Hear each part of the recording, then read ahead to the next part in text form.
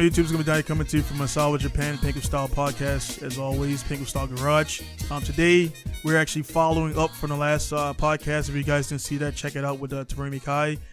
We will be actually we talked offline after the I'll say interview, after the conversation, and we will definitely be doing some cool stuff together. I'll announce that, and it's kind of cool, like new friendship formed and also business, so it actually benefits both of us, so that's cool there. But actually, again, staying in the same lane, we have a good friend here. She's going to introduce herself in a second. It's a friend that became he started all his cars and then it became friends. Now we're family friends. We had kids together, not together, but in the same time, and it's kind of cool. So I mean, I know a lot of people all over the world, but again, her and her husband are two of my favorite people, and her daughter are three of my favorite people in the world, and we're always like happy to see each other. So before we get too far into ego stroking and stuff like that, please introduce yourself, and we'll get right into it. Just a little bit about yourself, name and where you're from, age if you want to say it, and we'll get into it. Okay. Well, thank you for having me. And my name is, I'm going to give you the full name. It's Clara Selene Rakele de la Cueva Odaka. So it's a long name, so I mostly just go by Selene. And I have a long name because I am originally from Italy, Rome. So I know you were asking in your previous video, Miss Terumi, if she went to the Colosseum.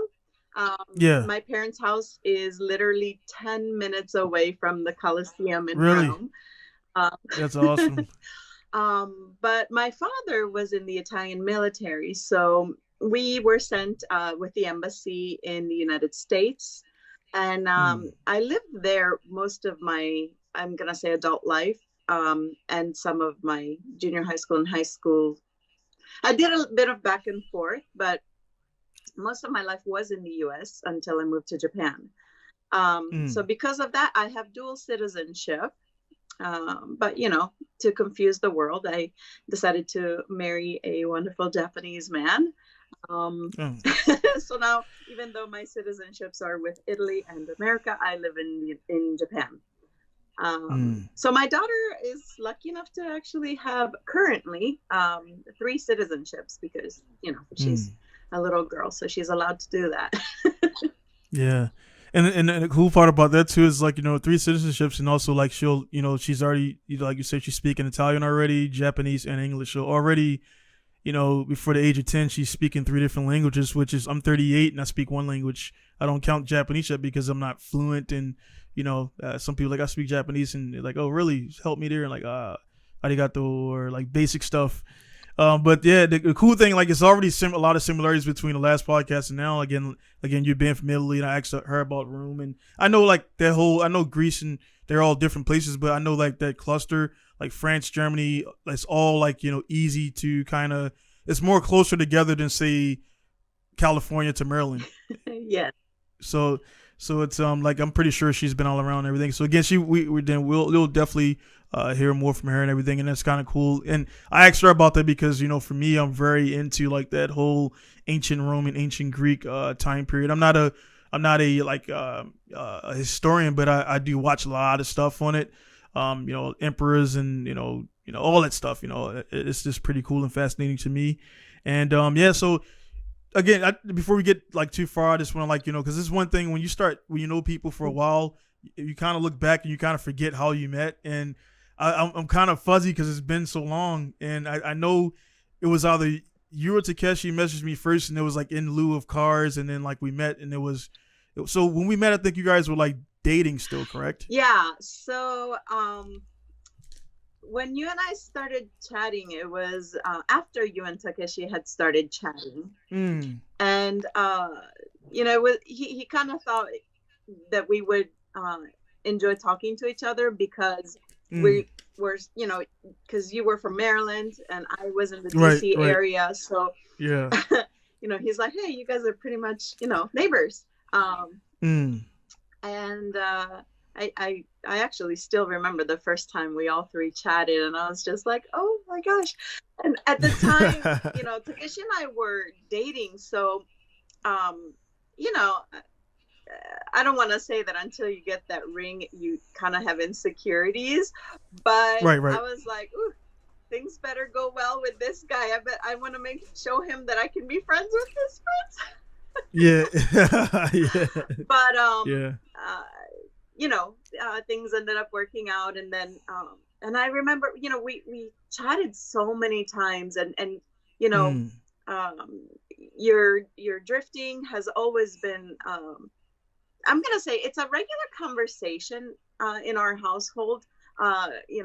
Even our daughter now, she's like, "Oh, when is Donald coming again?" Yeah. And I'm like, "Oh, you gotta give him time. People are busy."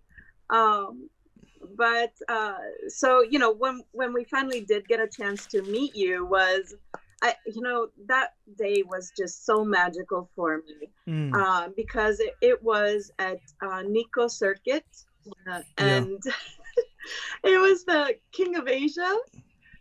Yeah. And Yeah, so it was a grand stage. Like, well, not a grand stage, but it was a lot going on. And the cool thing is, a lot of people, when they get into those situations, they kind of, like, they got too much stuff going on. But it was, luckily, it was the event, but it was a fun event, kind of like the other one that's coming up, and we'll talk about that. But and also, of course, we'll get into the car stuff and the correlation, because when we met, you were, I think you had the Tiburon, oh, in the United States, correct? yeah. Yeah. So you had the Tiburon, and then, like, by the time we met, though, I think you had a bike as well. What kind of bike were It you was a riding? Kawasaki Ninja ZX6R. So you had that before the Tiburon, or in No, conjunction no, with? that one was a 2013. So I pretty much got it and stopped riding it before coming to Japan, because I came in Yeah, 2013. It was kind of one of those. Um, yeah. Did you sell it, or? no. It was kind of bought and purchased with my old roommate, so I kind of Oh, just got you. considered my portion as kind of like a rental, I guess. Got you. But yeah, it's crazy again, like how things work out. Like, again, from a message, a lot of people message now. That's the cool thing about now. Like, there's you'll talk to so many people, and you'll never meet them because things don't, like, line up all the time. Some people have been friends online gaming for like 15, 20 years Yeah. now, and they'll meet, and when they meet, it's a cool thing. Just like when we met, it was not. It was like we already knew each other. We talked so much, you and I and Takeshi, that it was no, like, there. It's like it kind of, it's a crazy thing where sometimes it doesn't have that awkward effect, but sometimes it does when people meet each other in person, because you'll look at the person's taller or they're bigger than you, they look on the screen, and so there'll be that shock for like a second. But it was, for us, there was hugs, and it was like, Yeah. it was cool. It was very It was cool. really good. It's almost as if we had known each other for years. So it was really nice. Yeah, Takeshi also, was really excited, and that day was really magical for me, because yeah. I met a lot of wonderful people, and that was the day that I also met Keiichi Tsuchiya, the Drift King, Yeah, and I met yeah. you, and then Daigo Saito was I think there, like Carolina was there. Then you met I forgot his name. Escapes me. He's a nice Nicolo, guy. the Italian Yeah, racer. yeah, Yes, they yeah. were just, So I got a picture standing right next to him when we were doing the gaijin thing. So yeah, and I was like, yeah, oh my gosh. And and this is kind of why I love languages, is because we all communicated through English, but we had mm, the French racer also. uh yeah, it was just, I don't know, like, it was just such a magical day. I mean, it's no wonder that shortly after that I got pregnant. yeah, yeah. I mean, that's another thing too. Like, we have that. So we'll put that stuff towards the end when we can remember that. But the biggest thing I want, like, for you, because it's at the top of the first 20 minutes are important for the podcast. People kind of click off. But the reason I want to get you on it is because you guys are, you're venturing off. You're doing the entrepreneur thing now. You started your translation company, which is very is I shared it a while ago, and some people, like, asked me about it. I was like, yeah, definitely get with them if you want to get it done, because they speak multiple languages, stuff like that. And then also, like, again, because you came to Japan again, like you say, a teacher. So, like, I don't want to confuse things. So, like, were you under the JET program, or how did you Like, what was your other than what was your way into Japan, far as teaching and things like Yeah. that? So here's the thing. So uh, when I was younger, I always, watched a lot of anime. And I know it seems kind of, like everybody says that, but No, it, no, it is no. the reality. Yeah, yeah. And I had a great career in the US with a wonderful bank that treated me very well. Um, yeah, and so from bank managing, everybody was kind of like, what are you what are you doing? Like, what are you Mm, doing leaving this career? But I always wanted to be a student in Japan, and I'm a little bit old. I just turned 44 last week. So this is podcast number 144. yes, So I know cool. it's lucky, but I look 20, right? Yeah, Okay. So, yeah, yeah, yeah. so I, I kind of did my research, and I knew that the JEP program was the governmentally funded program, Mm, and I came on JET, which I was really impressed by. I honestly thought that I bombed the interview. So mm, when I was shortlisted, I was like, really? Wait, no, really? um, but from a bank management background, I had no clue on how to teach English. So I went right. certified, and I went through Oxford seminars and got myself the little teaching certification, and then Mm, came to Japan, and boy, I had a lot to learn. But I think that's what yeah. kept it exciting. And but I was like, I always knew I wanted to live at least a few years in Japan, and Mm, the program is limited to, I think it generally 3 to 5 years. Is 5 is the right. absolute maximum. But I thought that would be a good way to come in. Plus, it came very well recommended in terms of benefits as well. Right. And it was very nice because they were very flexible with me. They allowed me to live outside of the prefecture that I worked in, so that I could live with my then fiance, now husband, Mm, um, which enabled us to realize, what, this is a good life for us to be living right. together, and that's how that started. Yeah. It's crazy how like it all everything like how like I mean it's again it's like I'm talking like as if we don't Takeshi's gonna be on the podcast, guys. He just we're gonna get him on the podcast. Like how did you guys like meet? What was the first conversation between you guys and everything? Oh, well, good men are hard to find, so I had to order him online. Order, yeah, yeah. Yeah. All right, I'm just kidding.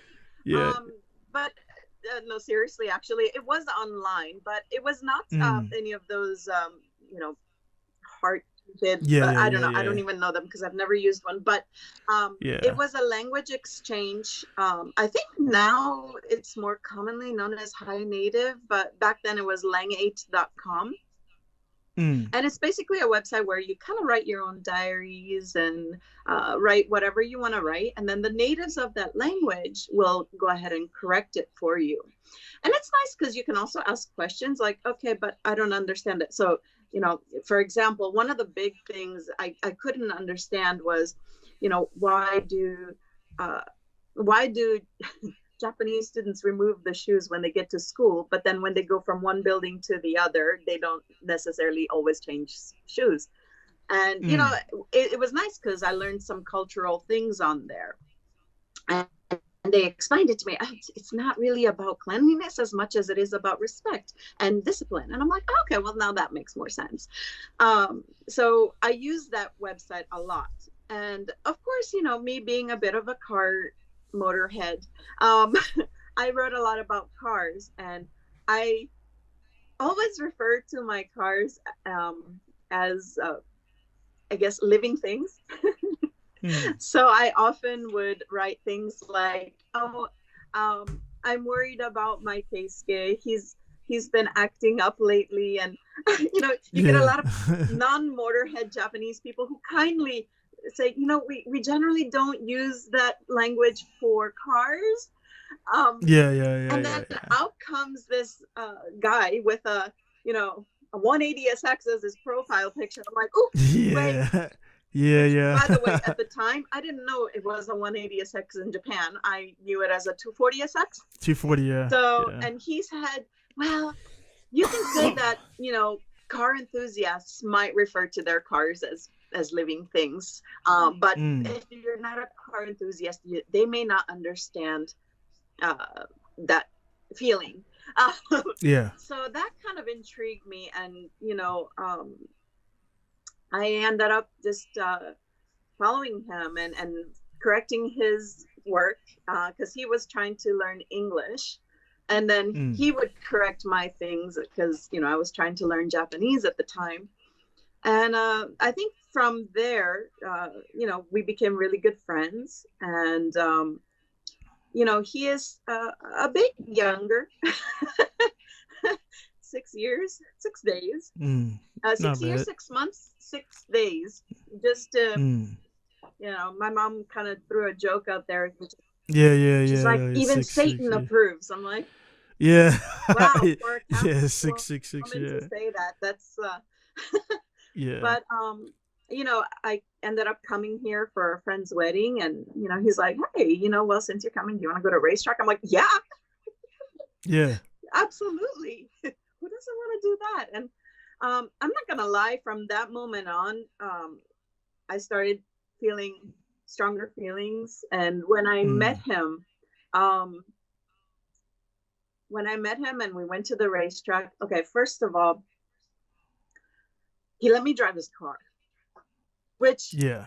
I Which yeah, it shows good character because most people like no, don't touch or don't even like breathe inside the car. He's like, yeah, you can drive right. it. Yeah, and Yeah. we went to, that time was Chiba Minami Circuit, and Mm. he's like, yeah, go ahead, just have fun. And I'm like, you trust me? Like, we technically just physically met. He's like, no, it's Yeah. okay, I'm here. I'm like, oh my gosh. So, my heart started throbbing, started developing feelings. And um, when I went back to the US, my friend's like, oh my gosh. And I'm like, what? She's like, you're in love with him. And I'm like, no, I'm not. No, Yeah. not. He's so young. There's no way. I was totally in love with him. But I Yeah. wasn't ready to not just admit it, I wasn't ready to acknowledge it. You're right. So, but then, you develop those, you know, strong feelings. And at the same time, we really have fun together. I mean, uh, honestly, language brought us together, Mm. and cars developed our relationship. Mm. So, every time I would come back, we would go on trips. Usually there was some kind of car event, and sometimes a little bit of horror because he decided to make one of our outings a bungee jump trip. And I Mm. was like, I'll video still. But we really we drove around a lot. And he taught me a lot about cars. And he's still trying to, the poor thing. And it, that's how we knew it's like we can be together because we can support our our passions. Right. We're not gonna And say yeah. because we're grown up we need to get out of the car racing Yeah. industry. Yeah. Because I'm definitely gonna put a picture like because he has a white 180 and you have a white S15 and that's gonna be on a thumbnail somewhere. So it's kind of cool because it's cool because our stories are so relatable. Like everything from like all that stuff and blah blah blah. People probably getting tired of the romance stuff and everything, but it's cool and everything. But before we could definitely talk about. I got notes here. We'll bring his stuff up a little later. But the like one thing is like we're again we're relatable in so many things. Again, the time frequency when you were pregnant and Shinobu was pregnant and we were at Mobile together is like everything that we met and then like it just kind of then I think you were when we met I was already in Japan. Yeah. Well, Yeah, I was in because when we talked online, you were already in Japan. right, Yeah. yeah, because it was because of course I was doing way more drifting then, so I had the 33 Yeah. part at the time and so then you came shortly after. You were already like back and forth, so we were here at the same time. We just didn't like when we met each other and everything, but the one thing is like, the one thing that all, it doesn't matter high, low, whatever. One thing all gaijin share in Japan is the fact that you're not Japanese, and there's always moments Oh, you that notice? you're remind. Yeah, yeah. It's always moments that you remind, and then you say like you thought you bombed the interview, but it's like with your personality is impossible. Like they, Oh, you know,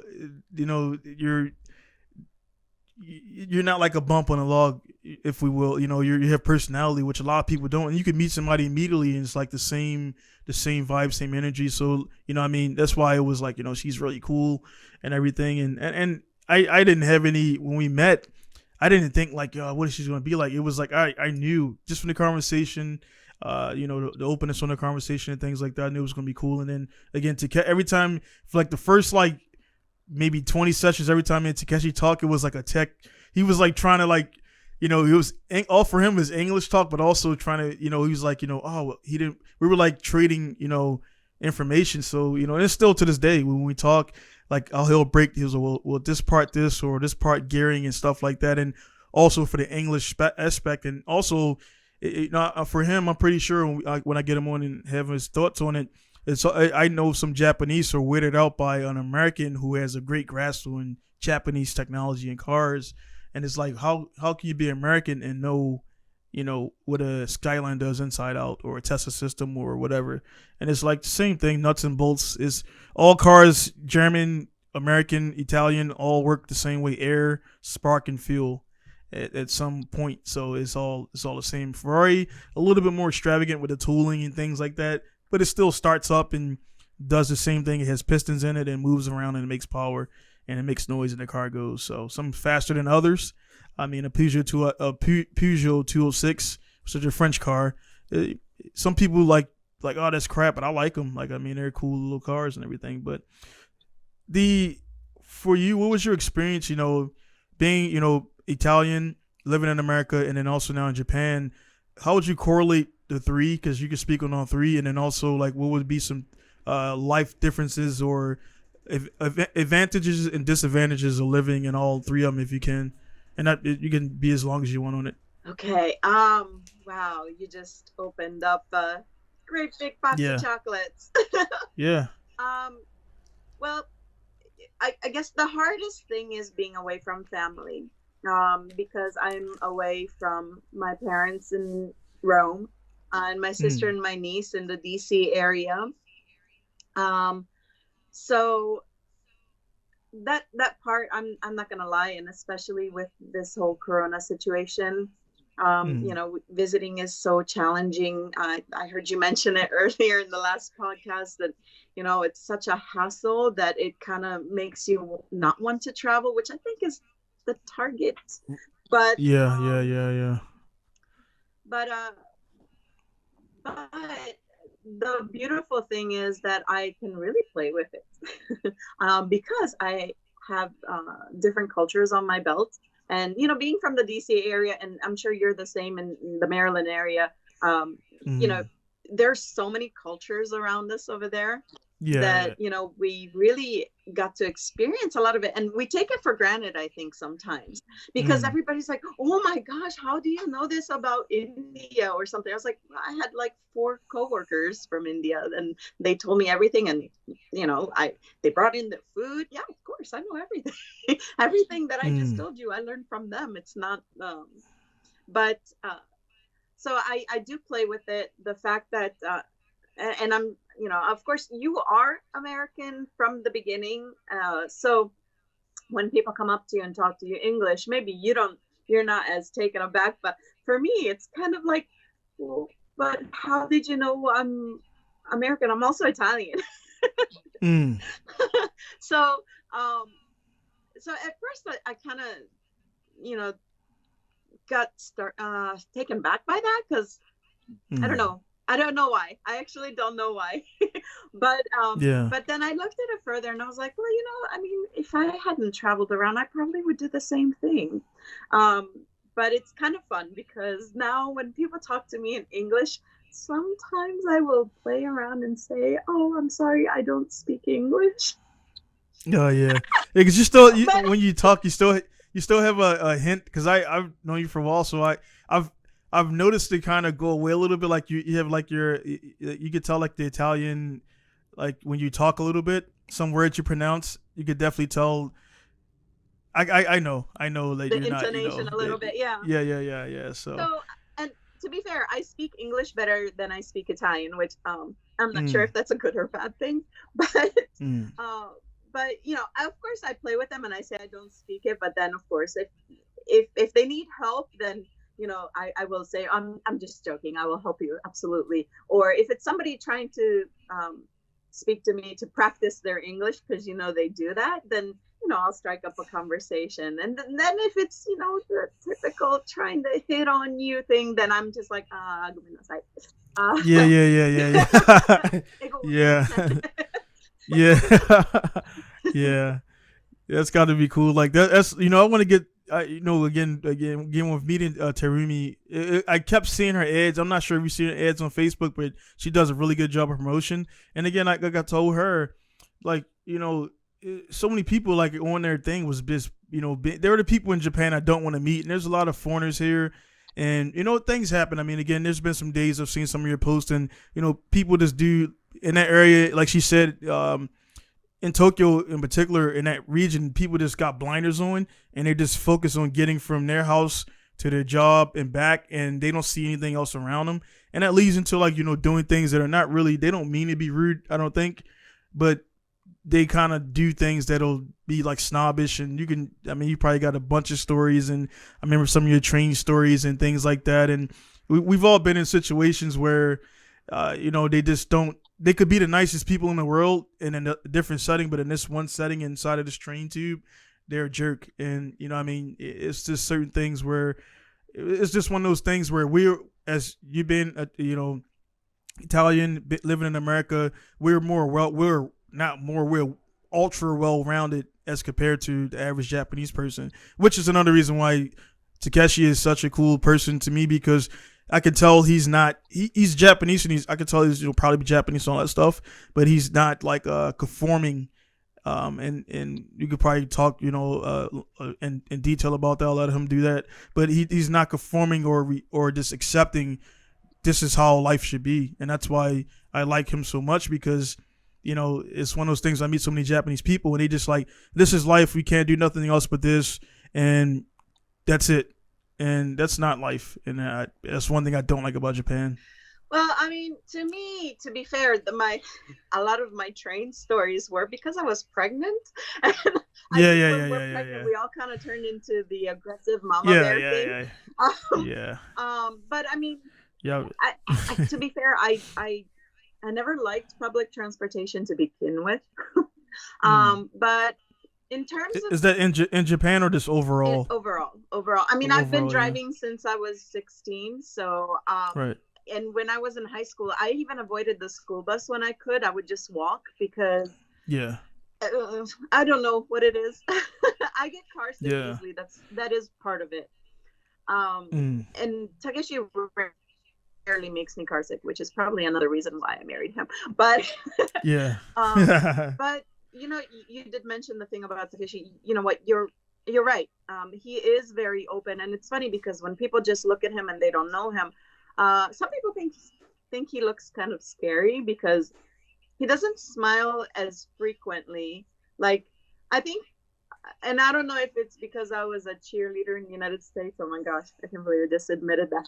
Yeah, But yeah, yeah, we're kind of trained to smile to everyone, and yeah. even when I was in Yeah. banking, it's part of the job to smile all the time. So Yeah. it comes natural now, and he doesn't have that. It doesn't just pop out unless he's genuinely really happy about something. And even so, Japanese are taught to kind of restrain their feelings and their emotions. Right, So, right. but I think what Takeshi has over many other people is that he is genuinely curious about the world. Like, Yeah. he will go, and whatever he wants to know, he will research anything and everything about it, which is why he became an engineer so easily, even though he went to school originally for uh, Yeah. English. But I'll let him tell you that story when the Yeah, yeah, time yeah, comes. yeah. But that, for me, like, it made it easy for me to communicate with him, because even Mm. though he looked as what some other Japanese may say a little bit scary, he is truthful and honest, Mm. and it was easy for me to ask him cultural questions, because I wasn't so scared to insult him, because if I did Mm. insult him, he would tell me immediately. So, Yeah. and I think that's the hard part sometimes when we come to Japan, because we don't necessarily know what they're feeling, and what we may think that they're thinking something really rough, and maybe they're not, but their facial expressions don't show the possible friendliness that they may have behind it. Um, Mm. so yeah, I mean, just to bring it back in general, there are a lot of cultural differences, but I think, you know, that I think that's what got me into doing what I do, because I love the world, and I love communicating with people from all over the place. Mm. Is it like, and I just know while were you talking, I kind of thought like we got right into the conversation. Like I'll put this stuff in the stuff at the beginning, as far as like the your translation. So I know you started up a new translation service, and I've seen your LinkedIn stuff. I accepted that stuff and everything. So can you tell me a little bit about like your venture, as far as like your the translation service you're offering and the stages is at, and where do you hope to see it go? Okay, so in terms of the translation services, I'm keeping them pretty basic right now, because Mm-hmm. to certificates and things like that. So a lot of technical. Right. Takeshi does a lot of mechanical translations, Mm. technical translations. So sometimes we help each other. Mm. But like you mentioned, you've been here so many years and you don't count Japanese as one of the languages that you speak. Well, I kind of feel the same way in a way. I mean, Mm. I do have N2, and I can Yeah, no, certainly you're much further along than me. Trust me. Yeah, well, and yeah. I can certainly do decent translations. I did some translations for the Saitama Board of Education as well. Mm. Um, but I I think there's no such thing as mastering the Japanese language. No, no, no. I don't. And so right now I'm using that as a way to keep connected with the language.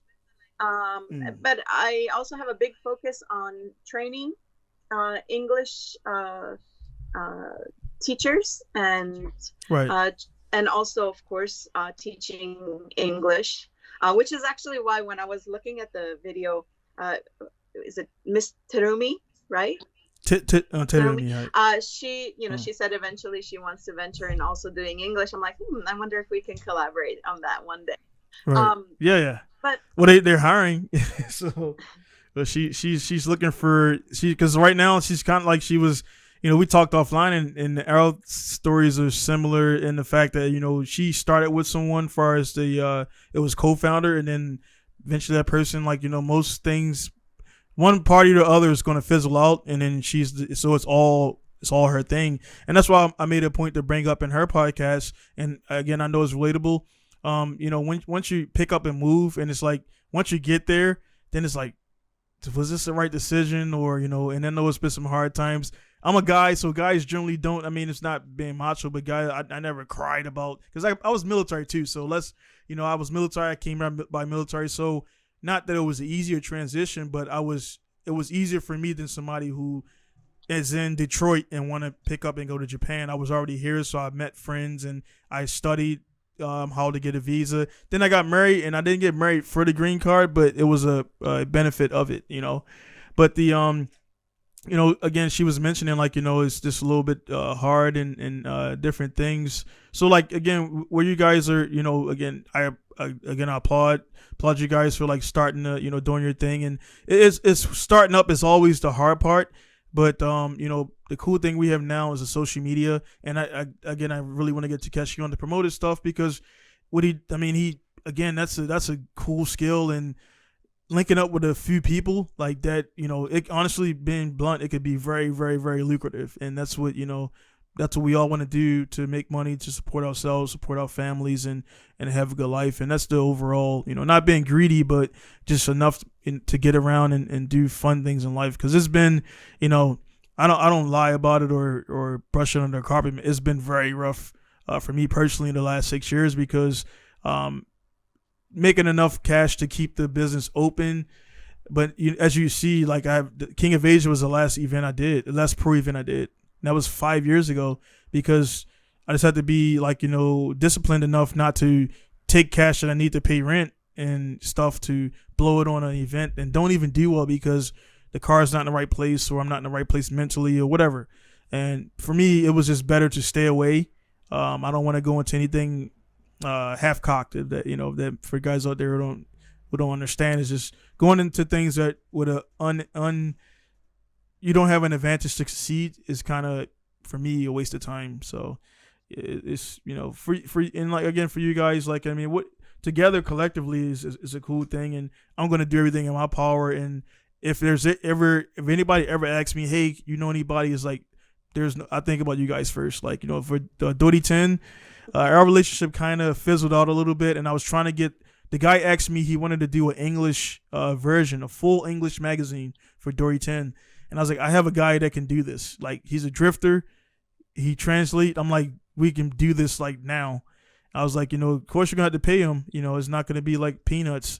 And he kind of just, and when I say I was kind of, because if I would allowed that to kind of mature, he was planning on like, having a guy translate all the stuff and then say, hey, I'll give you some free magazines. Like, nah, we need more than that. And so I kind of spared Takeshi in that aspect because he was going to contact him, but I was like, hey, you're going to pay him money for his time. And he was like, oh, okay, suka, wakarimashita. Well, I will get back to you. And you've been here long enough to know when Japanese say, I'll get back to you, that means no. Yeah. So, I mean, yeah. I do realize that, it's not an easy thing to start something new like that. And I mean, of course, they have to make their money, so they have to see. But it is something that I've noticed is that here it's people are quick to jump to things when they think they're going to get a free service. Yeah, yeah. So, and I'll be honest, I love Japan and I love the people. But when I first meet someone, there have been times where, are you really trying to get to know me, or are you trying to get to know my language? Yeah. Kind of thing. But yeah. Well, because what you are is, and again, this like I told you before, it's a regular conversation now. So what you are is like you're kind of like when I got here, when I had my first date with a Japanese woman, it was like, oh man, this is really happening and all this stuff, blah blah blah, right? So it was like, and then it becomes normal, and then but they never the chance for them to have a conversation or a date or a kiss or whatever with a non-Japanese woman is like highly, like the odds are very, it's kind of like again when Japanese guys see me with Shinobu, their minds, I know I can see it in their eyes and minds, is like, how is this happening? And then when the women see us together, they're just like thinking whatever they're thinking. And then a Japanese guy sees you and Takeshi together in Costco. He's like, how do I get that? Like, do you have a sister or whatever? And it's, you could, do you see that or notice that? Sometimes. Yeah. Sometimes I see that. And yeah. You know what? I don't judge people how they want to. Yeah. To be fair, I mean, I don't know if you've noticed, but like, and having been through the American school system and having taught in the Japanese school system, Japan has a really fun school system. I won't lie. The kids really have a chance to enjoy themselves. But one thing that I notice is that they don't teach them how to have relationships. Like, and I don't necessarily mean, I mean, of course they teach them how to be respectful with, with friends and things like that. They do a very good job at that. But, like we have homecoming, prom dances, spring dance. And so, we teach our kids to date. And of course the parents have a big, hey, don't do certain things, don't drink Right, and right, right, drive right. and things like that. Yeah, But so since they don't have that, I can't really blame them for trying whatever means they can have access to learn how yeah, to make these connections. Um yeah. and I won't lie. I mean, I think when I was in the US and I wanted to learn about Japanese culture, and I got it. I'm not going to say I went out to look for Japanese friends, but when I met a friend that happened to be Japanese, I won't lie, I was a little bit extra excited. Right, Um, right. but yeah, it's hard. It's hard to balance and see where it is hard because you want to make sure that you are building a genuine relationship, whether it be Right. friendship or romantic. But at the same time, and especially after a certain age, you've been hurt a few times, Yeah, yeah, yeah, so you tend to be a little bit more cautious. yeah. But I don't know. Sometimes it's fun when they do that. Yeah, for me, speaking on that, it was well, not unfortunate. It's just I'm in Masawa, so like the odds of either because I've met two couples where it was a and it's opposite. It's rare to see the American woman and a Japanese guy. It was two only, and I've been here 15 years. I've only seen it twice, and one of them was a divorce because the dude was just, in her words, she just wasn't manly enough, whatever. Yeah, so whatever that means. But the it's like one of those things where, like, again, once you come here as a foreigner, again, you have your from watching anime, from watching movies. Like, one thing that I was wrong on was I thought, like, Asian women, and it's not like I was looking for this, but I thought Asian women were like all submissive, like they all bow, and it just the movie show. And once within a year of dating Shinobu, I was like, nah, this, no, it's not true. And even the other ones, well, I never got to that point with the other ones because I dated about 4 women before Shinobu, and it was all I was one on one. I never dated one and then messed around. I just kind of like got to the point where she was wanting the first 2 or 3 I dated, they wanted to get married right away. And I was like, not happening. So that's why they got terminated. And then one before Shinobu, she was just lingering. She just didn't have any direction. And honestly, and I don't feel bad about it. The reason why we broke up or broke it off was I met Shinobu, and at that time frame, she had no motivation in life. She was just, I could call her at any time and she would show up. And that's cool, for the first, 6 months. But after that is like, what do you want to do? Because if we're going to be together, like, there has to be some kind of symmetry or some kind of, her dad owned a chicken. It was some multiple stuff. So she came from a business family, but she was lazy. To be honest, that's what it was. So I just, we went snowboarding and she cried down a mountain, and I was like, nah, this is not. We can't do this. Then I met Shinobu, and, like, she had the Evo, and then, like, that first week we met, she went snowboarding. I was like, oh, she's active. And, it just worked out very well. It was just like the house where I moved into, she was the way we met was, some people didn't know the story, but the way we met was my next door neighbor. They were friends, and I seen her once before. She had a van, and I seen her. I was like, she's pretty, pretty kawaii. And I was like, who is she?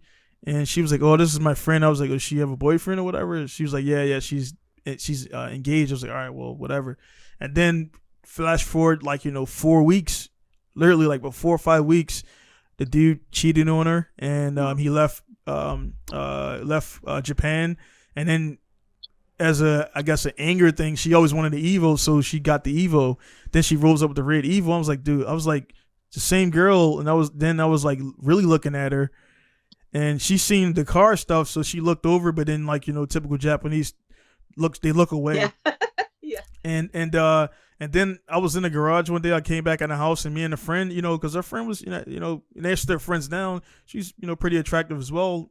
And I was, so I didn't know her situation, and she got married or whatever too. So I got a message one day randomly. I was playing games. She was like, hey, my friend, my friend is looking for a boyfriend. You have a girlfriend? I was like, nah, I don't. Well, I was like, I'm seeing someone, but it's kind of, I think is about done. And that snowboarding trip happened a couple weeks before that message. So I was, and I hate to say it was just there was I was like, this is not going anywhere. I'm 32, 33 at the time, and I was like kind of honestly looking for. I was out the military as well, so I was actually honestly looking for a potential candidate to get married to. You know what I mean? And not it just, I'm getting older. I was like looking to stay here and blah blah blah whatever. And it just kind of really worked out well. Long story short, and yeah, it's crazy again how again if I didn't move in that house, I would never meet. We would never met ever. And it's like how life works that way. And then like if you never got into that chat room, you would never met Takeshi. It's like crazy that, and it's scary almost how many situations that we can, bad situations and good situations that we miss out in life because we're not in the right place at the right time. And then some times, like you say, we are. For both of us, we were both in the right place at the right time. And I want to get more. I want to learn Japanese really, so I can, because that's one thing. I'll be honest. Her English has gotten better. I noticed, but it's still to the point where I want to, with the help of Tarumi and her program, really be able to communicate with her, the kids, and everything, because there's a lot we don't know about each other. Because even if I tell her how it was in Baltimore and growing up and the drugs and all this stuff, and why I get irritated when things are kind of blown out of proportion. I'm like, dude, it's so safe here. You don't understand how good your life is here. And being in Iraq and war and all, so there's like, we connect, but there's like a little bit, we're like right here, but we wanted to be like together as far as, so I think what I guess, assuming like, you and Takeshi are like in that regards more closer because he speaks a lot more better English, and you can also communicate in Japanese. Would that be true to assume, or? So Takeshi at first was really shy about speaking. He tried to push himself, which is something that I've always admired about him. But he's not a heavy talker. Right. Like I'm. Which that means, and he's non-heavy talkers mean like and I could tell too. He's like he thinks. Yeah. Like always. Yeah. Yeah, and that's the thing. He does a lot of thinking, and he's the type of person who doesn't really say anything unless he thinks it really has an impact. Yeah. Right. Like you can't. I can't just go and ask him, "What are you thinking about?" Because he's gonna be like, "Nothing." Yeah. Nothing worth talking about, like whatever kind of thing. But so there was some miscommunication, and sometimes there still is. But it got to the point where sometimes we would argue, and our languages would just get so jumbled up that we didn't understand what we were saying, or we'd end up saying something really silly, and then the argument would turn into a big laughter thing. Yeah. In that sense, it helped a lot not having perfect communication at the beginning. But now he is, he's quite strict on himself in terms of he wants to sound native. But there's certain mouth muscles that people don't realize they have to work in order to. They have to work them out. It's just like any other muscle of the body. You can't expect to have biceps like yours if you're not lifting a single thing all day. Yeah. But he's quite eloquent in he speaks pretty well, and his writing is also quite good, and he even uses some vocabulary that I wouldn't expect a college student in the US to use. So I'm not gonna lie, there have been times where he has asked me, like, am I using this vocabulary correctly? And I listen to the word and I'm like, give me a moment. And I have to go. Yeah. It's like, I don't know. Yeah, I know that when he probably looks at you sideways like, what do you mean you don't know? Like, yeah, it's just like Japanese, like, and they don't know, like you.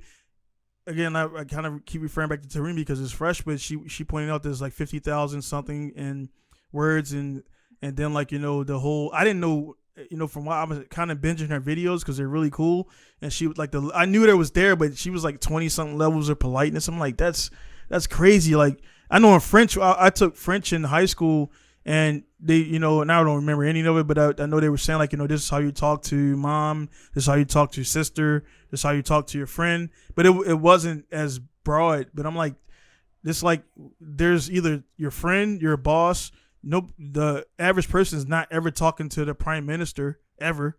You know what I mean? Yeah. So it's like you got to learn all this stuff. So it seems like I think with our program, which is why I'm excited to start it, and our little thing we're gonna do, I'll talk to you offline about it. It's pretty cool. But it's like it's cool because you just need to. It sounds bad to kind of like funnel in what you need to learn, but it's like if you try to master a whole spectrum, I think you'll never even grasp it because it doesn't apply. So all the guys who speak business language or business Japanese translation, it's like the same thing, and I didn't understand it. That's why again Takeshi's gold to me, because not only being a good friend, but he understands English, Japanese, and he drifts. So there's certain things when I ask Shinobu to translate, she doesn't understand what a damper is. Yeah. It's like damper. So damper to her means like maybe a door damper. Like, no, we're talking about a HKS damper. And so I'm like, I gave up on, I don't ask certain people to translate. Well, I don't. It's only honestly Takeshi, and I have one person here in Masawa, and she does like documents, and we use her when we got married and stuff like that. And this is like she's local. But honestly, now that you got your service, yeah, you're getting my business, so that's how that works. I don't want to step on anyone's toes. well, I don't. Well, I've only used her like 3 times in the last like 5 years, so that type of deal. But and that's again, I want to talk to Takeshi in his own episode about stuff like that, because with him and guys who are watching, listening, again, you're on board for a regular conversation between me and Selene. So this is there's no whatever. So they're probably like, what are you guys getting at? Like, no, we've done 1,000 podcasts. This is just the first one you guys have seen recorded. So we're just talking, and this is how it goes. This is the perfect kind of podcast because it's just a conversation. Again, like I told you guys out there, I don't do, because you even asked me, he's like, what questions should I set up? I'm like, none.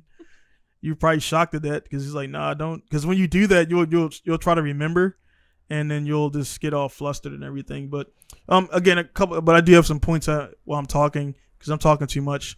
Again, you mentioned like the stuff in Japan and relationships and everything, and how the school does, and then also like what you said, I'm seeing right away. They're, like you said, it's cool in one aspect because they get very disciplined on their job, but their schools from the start is just straight business. It's like straight. You're here to learn how to draw in this line. You're here to learn how to count. You're here to learn how to say I, A, U, I, O, whatever. And there's no, again, prom. Like I didn't go to prom, but I had, it was an option. I didn't go because I was popular, unpopular in high school, if that makes sense. I was popular because I was really good in sports, but I wasn't outside off the field. I wasn't that guy. So I was known but unknown. So I didn't have no girl was like interested in going, and I honestly wasn't interested in them because I was building cars and doing all that stuff. But there was an option, and like you said, like they just kind of go to school, and then you see when they get older, they get into kind of 4chan and the if they are not careful and the parents are not there, Japanese can get really dark really quickly, and people don't see that side of Japan. So, in your experience, we could talk, whatever. It's not, we're not saying names, but have you seen traits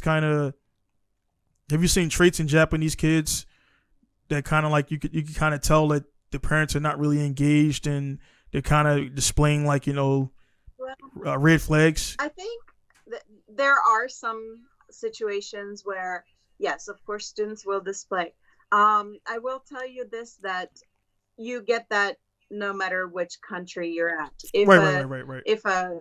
If parents or guardians or whatever you want to call them are absent too much, then the children suffer. And even if they don't show it, there are a few students that will that will succeed regardless, but then you have some that they need that attention. I can tell you right now that my daughter, if she doesn't have mine and her father's, let me emphasize, her father's attention, she will go crazy. I mean, I think you notice, like, when you come, she jumps on you. Like, she doesn't forget people. She doesn't, it doesn't, she needs people in her life, and she definitely Yeah, couldn't be. she got to meet the. They never met like since they've been bigger. I Like know. so, yeah. We gonna that's gonna happen. Like I'm not talking about soon. Like next year. Like I'm gonna soon as honestly I got to meet Shinobu after this,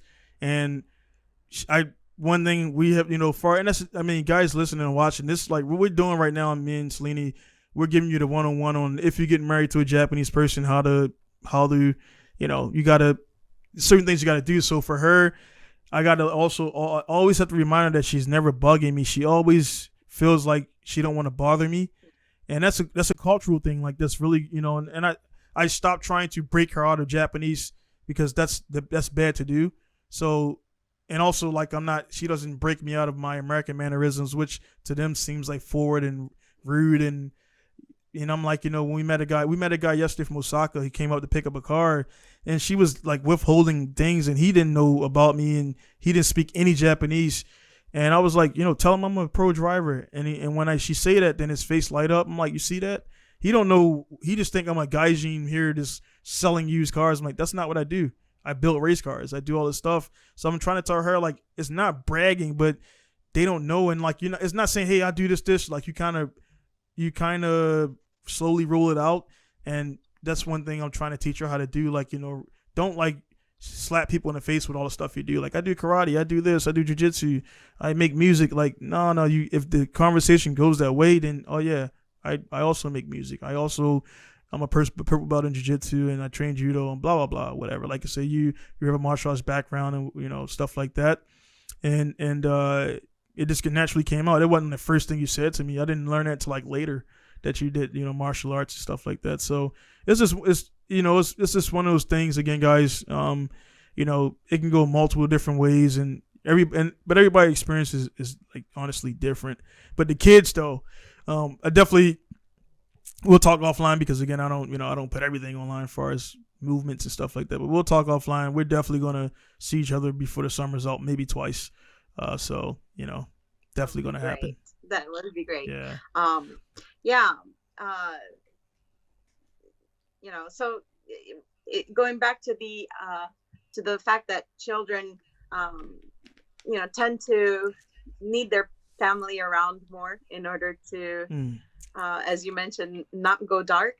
Um, Right. I think I think Japan has a very different uh, perspective on what social responsibility when it comes to employment is.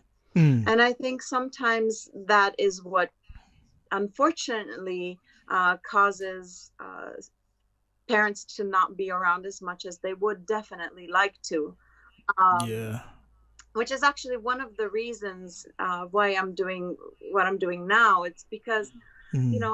I love working with people. Actually, I would have never opened my own business if I thought that I could still give my family what they needed. Um, Right. but it is reality that here overtime is not really overtime. It's kind of normal. Right. Yeah. And then there's overtime, and that it makes it hard to be with family. And like a lot of people will mention that with moms need to have less overtime. But again, my daughter, if she doesn't see her father coming home at a certain time, she will look out the window and wait to hear the sound of the exhaust, um Mm. when is he coming home. And then if she happens to doze off and she hears his engine, then boom, it's like, daddy, so to be fair, I don't think parents don't want to support their kids, but work is the way that it is here. And although Yeah. a lot of Yeah. companies are starting to change, it's going to take time. What I can tell you Right. that though is that having worked about 8 years in the Japanese school system, they're trying really hard to try to accommodate um, families, and they're trying really hard to change the education system so that students not only get what they want, but they start to communicate more, like Mm. even not just with English, but they're pushing the sustainable developmental goals, that also known as SDGs, to help students learn how everything that we do affects the world. And even the education system, when I first got here, children didn't start studying English until I think the fifth grade, and now they start. They have lessons from the third grade, and then the Mm. fifth and sixth grade is now a graded subject. And it's Mm. not just the fact that they're getting more hours of English, but it's also the fact that they have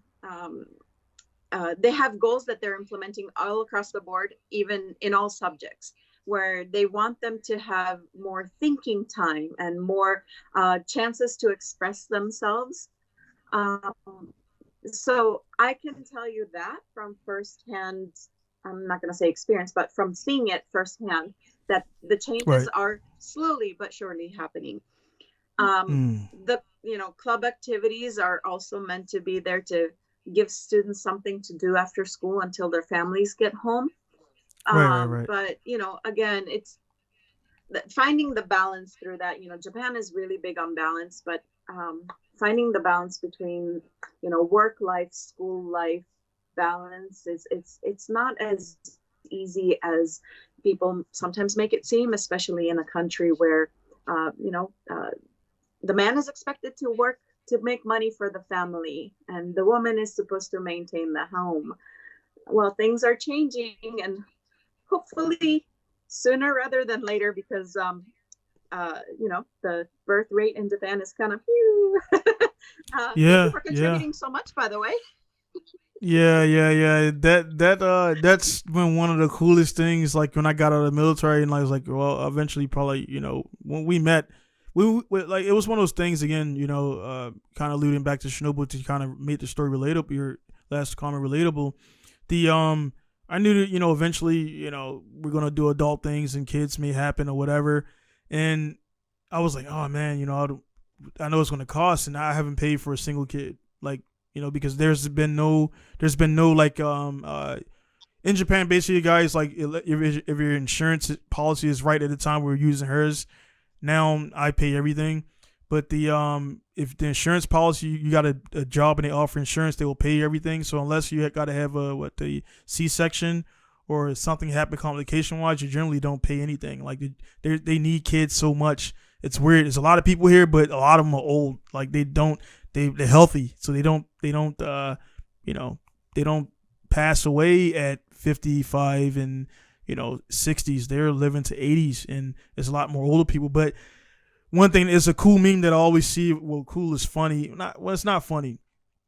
They had the meme and it was showing a samurai, and then and it's definitely not funny because I live here and I've been to Hiroshima. Then they had the Hiroshima bomb or whatever, and then after that there was like the J-pop. So it was kind of insensitive, but it was like kind of real because after that happened, if you historian guys, the whole thing with the World War stuff and blah blah blah. As a result, Japanese had to surrender any military forces. They have JASF now, which is kind of a resurgence, but it works in correlation with the military. So if something was to happen where Korea wanted to do things, it's not the JASF was really going to defend. It's going to be Americans. That's why there's bases all over because Japan is an asset, and also the whole thing about any conflict we've ever had out there, guys. Education time. Any conflict we have ever had with anybody, we have a post near or in that place because we want to make sure that doesn't happen again.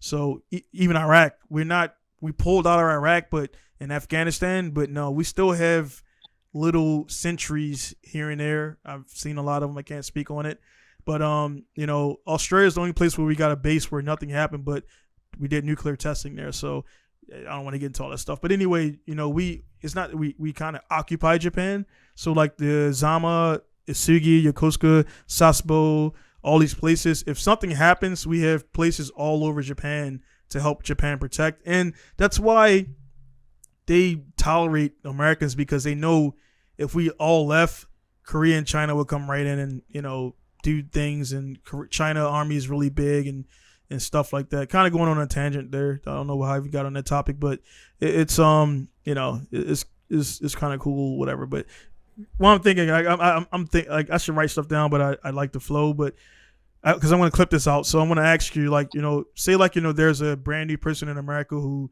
they just clicked on a jet site last night and they're like all excited.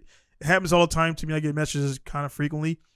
I refer some people to you. I'm not sure if they even like message you, but the somebody who wants to get into the jet program, what would be some things you would kind of advise them to do, and some things you advise them not to do, in your opinion, because it's only your opinion, and then we'll go from there.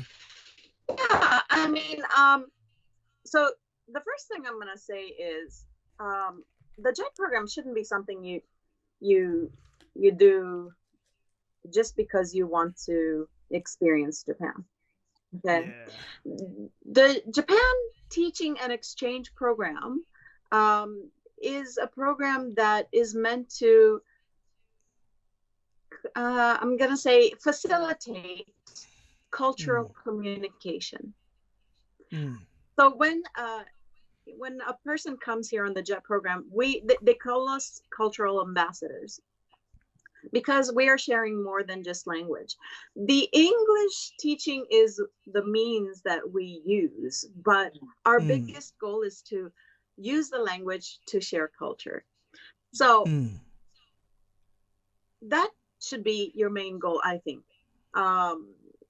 Because that's what you will be asked to do, and people will look at you, and whatever you do or whatever you say, they will attribute that to, well, sometimes they will automatically go to America, but they will attribute it to your country if they know where you're from. So it is a very, very competitive program. Like I told you, I thought I bombed the interview. It's not easy to get in. So if you want it, you have to show them you want it. Okay. Right. But I'm going to say that, a lot of people will say, well, how should I prepare? And what should I say? Well, here's the thing. If someone is telling you what to say, then they don't have your best interest. Right. Right. You should get to know the program.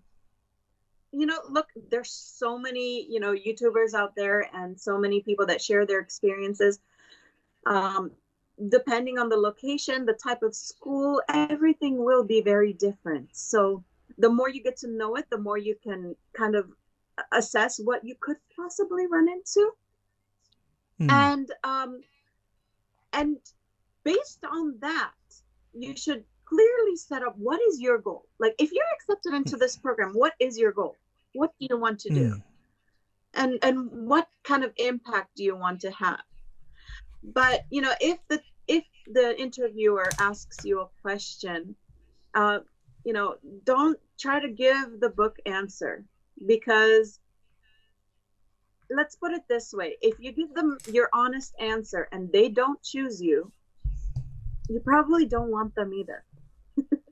Yeah.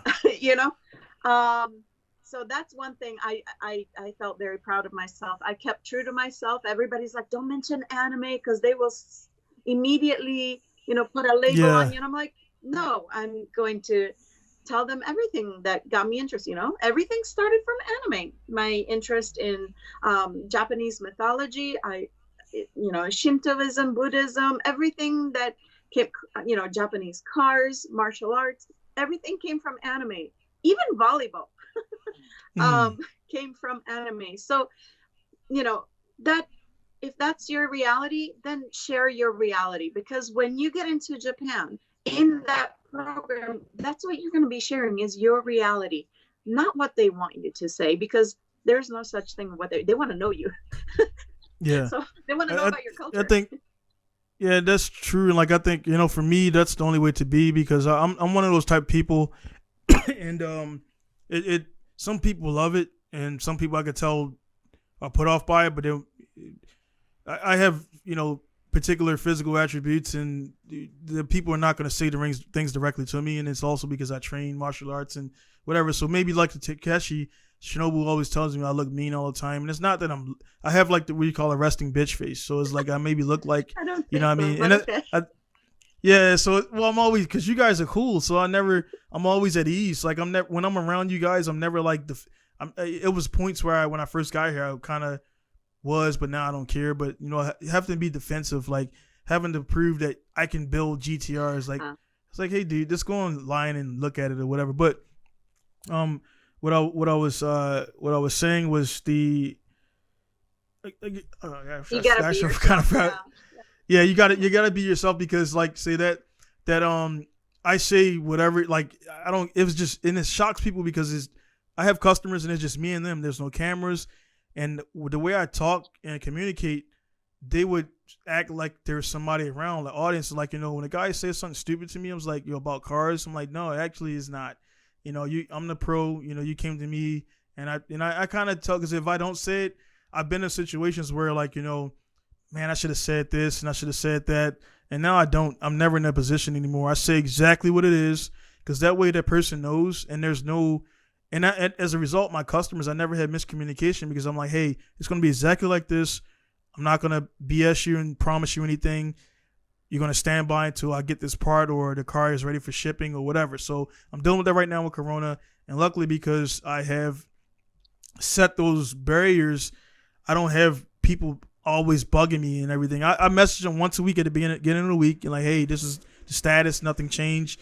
And I'll constantly update them, but I don't give them play by play. So some of the Americans here don't like my business because how forward I am. Some people love it because they get screwed by other shops. And we keep one thing saying the hood or whatever, but in the urban areas is like keeping it real is what people say. And it's just mean what you say what you mean. That way there's no question about what your intentions are. And I watch a lot of stuff from like I like to watch a lot of videos and movies and stuff from like the Rome area. We talked about that one show on Netflix, which was pretty cool. And I would consider like Italians to be kind of I mean from the way the portrayal is on TV, kind of the same way where hey they're gonna for the most part shoot you straight and not BS you, and if your feelings are hurt, so be it. And with the interviewing process, like you say, if you don't be true to yourself, at a certain point, they're gonna be like, this guy. They don't want to hire you or whatever because you just seem like you're not your own entity. You're just repetitive or a regurgitation of what your friend said to say in an interview. So that's why I don't think it's not gonna work out for him. Yeah. I mean, reality is, if we really want to learn to understand each other between different cultures, we really have to be ourselves and let people get to know us as ourselves. And I think, sometimes that's the challenges that we face with language as well, because the way we use words in one language is not the same way that we would use it in a different language. So right. Something that may seem extremely polite in one language is going to be extremely vulgar in another language, or sometimes like Japanese tend to be very humble, but you take that too far in America and they think that they're pulling your chain, right, and it's like, no, I'm not trying to flatter you in a bad way.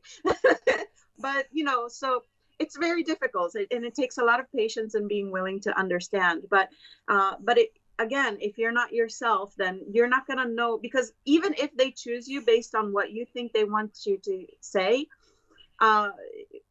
you're going to end up going there and you're going to fail.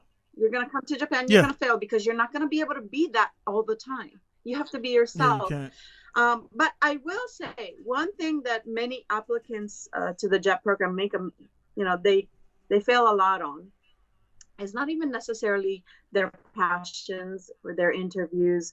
Some people don't even get to the interview because they're not very systematic when it comes to the paperwork.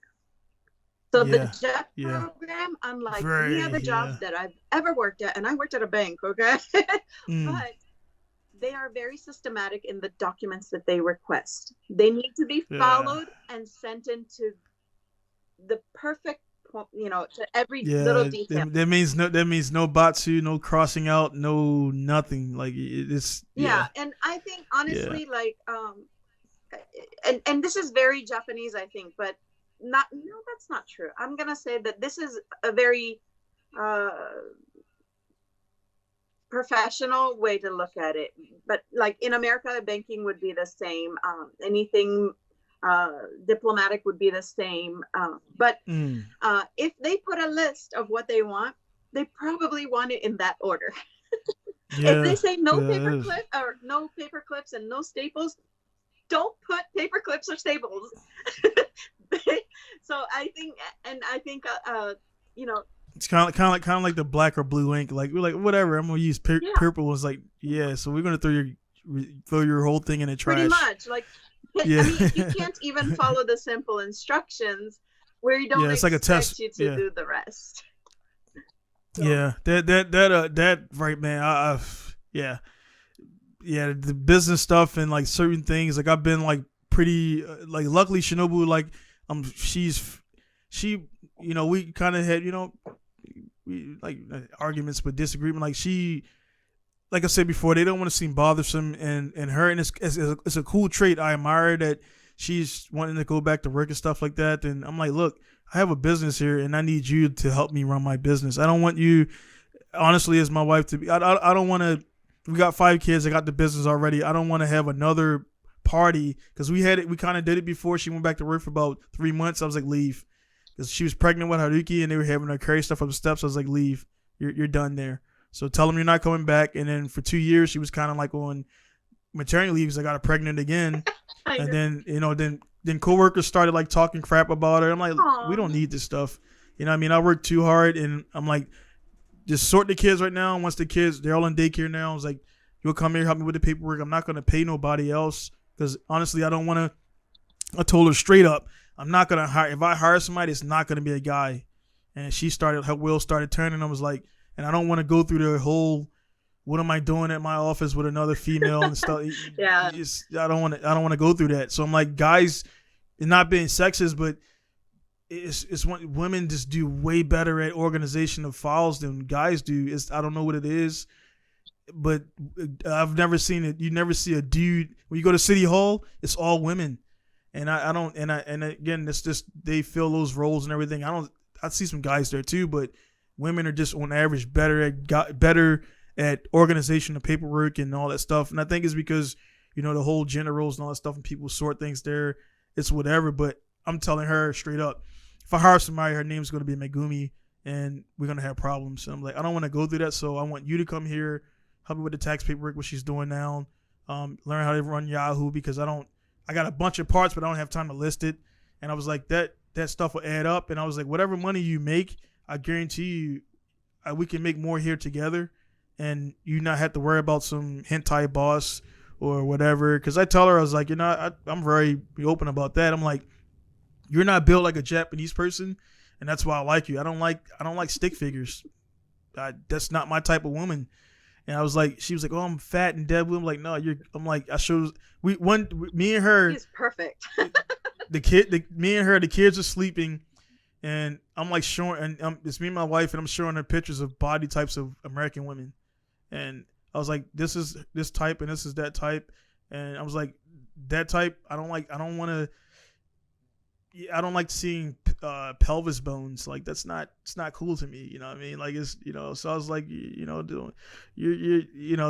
she's self-conscious about her butt and everything. I'm like, look, it's cool. I like it. I don't like stick figures. So we get into all that stuff and everything, and I have to remind her like once a month, like you're cool. Like don't, she stresses about losing the baby weight and all that stuff. I'm like, whatever, it'll eventually happen, but I don't want her to think that I'm out there at Lawson's trying to hit on a chick at the counter because dudes do that or whatever. And I'm like, I'm cool. When I'm away from home, I'm here working. I'm doing a podcast, or I'm home. I'm not. If I wanted to do that type of stuff, we wouldn't be married. That's just not my style. Her mom kind of made some comments that her mom's really nice, but it was some stuff that, she thought all Americans are just like jerks and dugs and all this stuff. I'm like, dude, we wouldn't be married if that was my intentions. And so that, yeah, stuff like I that. mean, well, to be fair, parents tend to be overprotective for their kids. Yeah, and she's the youngest too. Yeah, but which is why. I mean, yeah. I don't know. I'm gonna be very honest. In my situation, Takeshi is the one that's extremely neat and organized. I mean, if you see my iTunes library, it's like a bomb exploded in there. Mm. And if you see Takeshi's, it's like totally organized and labeled. And I'm like, Yeah. but but and I honestly, like, a lot of people ask me, how did you get approved for your permanent residency right away? And I was like, I mean, honestly, I don't see me having such a stellar relationship compared to others that would make me approved and not them, like all the Mm. people that I know that are married to, they have like Japanese and something else marriage, uh, you know, they're all in really beautiful relationships, but for some reason they're Mm. not getting approved.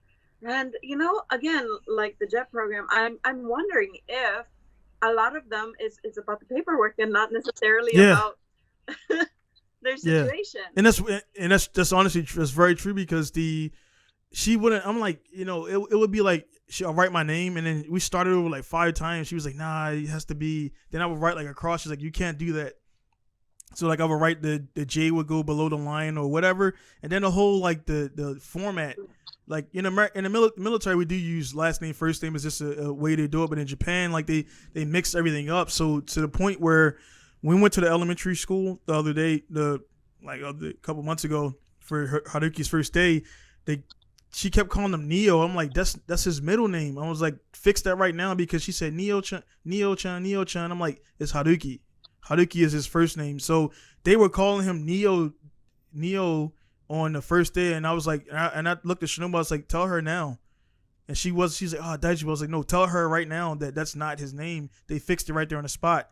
Then she like kind of looked at me like in little disgust. I'm like, look, you let that stuff fly like that, and then like we get into the 4th week of school, and they're calling him Neo. And I'm like, his name is Haruki. So like you wrote the paper, you wrote the name, the whole middle, last, first stuff. They mix it up, and I mean, it's just things like that where I'm like, nah, fix that now. And then same thing with her when we're doing paperwork, to the point where I make sure I write everything perfectly now, and I just didn't get it, and she was pretty much without telling me, teaching me how Japanese want paperwork done, because Yeah. to get signboards, to get my everything I have in my business, it was a different form, and I had to fill out 6 different forms at the same time and sign. I'm like, dude, they never heard of carbon copy. Like, I'm like, Yeah. I got to fill out the same thing 5 times. That we got a couple loans, and that was a ass pain. And but you learn the system and how they go. And like you said before, if they want 1, 2, 3, you can, even though step 4, you have to do 1, 2, 3, and that's the most annoying part of the process. Like, and it's almost, for me, is almost a weekly thing. Well, I mean, I think, when people look at Japan, everybody, because they've seen anime and movies, and, you go to America and like all the cool stuff that we have is from Japan. And then you watch the videos Yeah. where we have robots doing all these things. Yeah. What they don't realize is that they don't use all of the technology everywhere. Yeah. Yeah. Like Yeah. to me, like I came from a university that used Toshiba smart boards and was one of the first ones. Like and then I come here and I'm all excited. I'm gonna get to learn how to use this smart board, and I see chalk, and I'm like, Yeah. and then Very, I was very, like, very oh, I need true. to send an email to a teacher at another school. They're like, we have a fax. No. Fact. Yeah. That 100%. I guarantee you, we had the same. I thought it was going to be like at the time when I came here, I was like helicopters flying and like shaking the building. But the Marines are here with the Ospreys from Okinawa. But when I had the idea, when I was like, oh man, I'm gonna get like at that time, 2008, 40-inch TV was huge. Like that was, so I was like, I'm gonna be able to get like a 40-inch Toshiba or whatever for like $5, and it was like, no, it was like 8. Back then, like now they're coming down, but like I can get a TV on base, a 75-inch TV on base for like $800. A 75-inch TV in like K's Dinky is like at least $7K. I know. $7,000. It's like I told my friends. The whole. I told my friends I need a new computer, and they're like, "Oh, well, you want to go?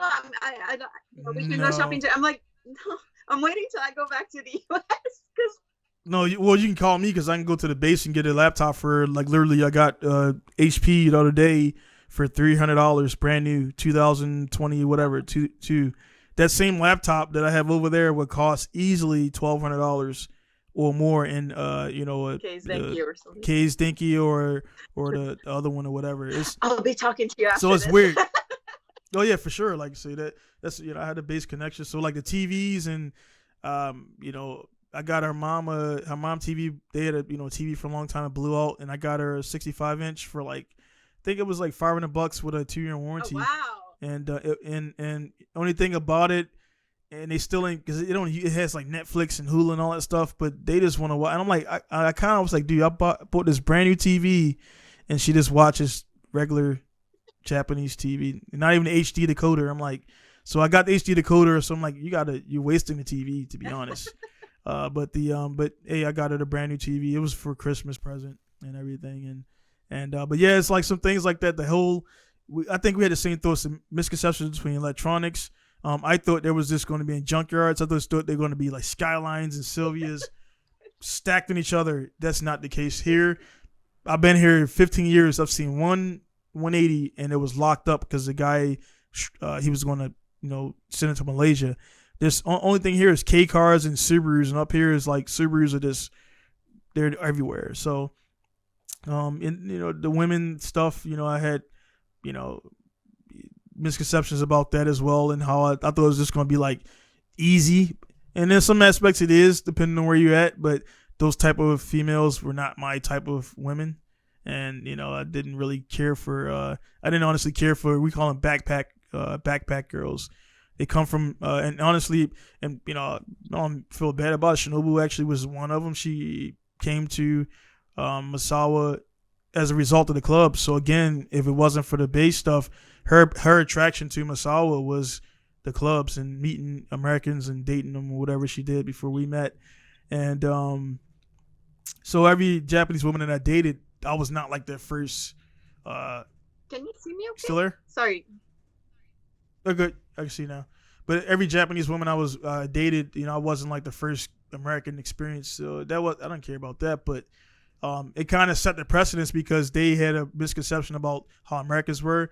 Again, when me and Shinobu met, being that I make music, she noticed, and I didn't wear like extravagant clothes. I wasn't into jewelry.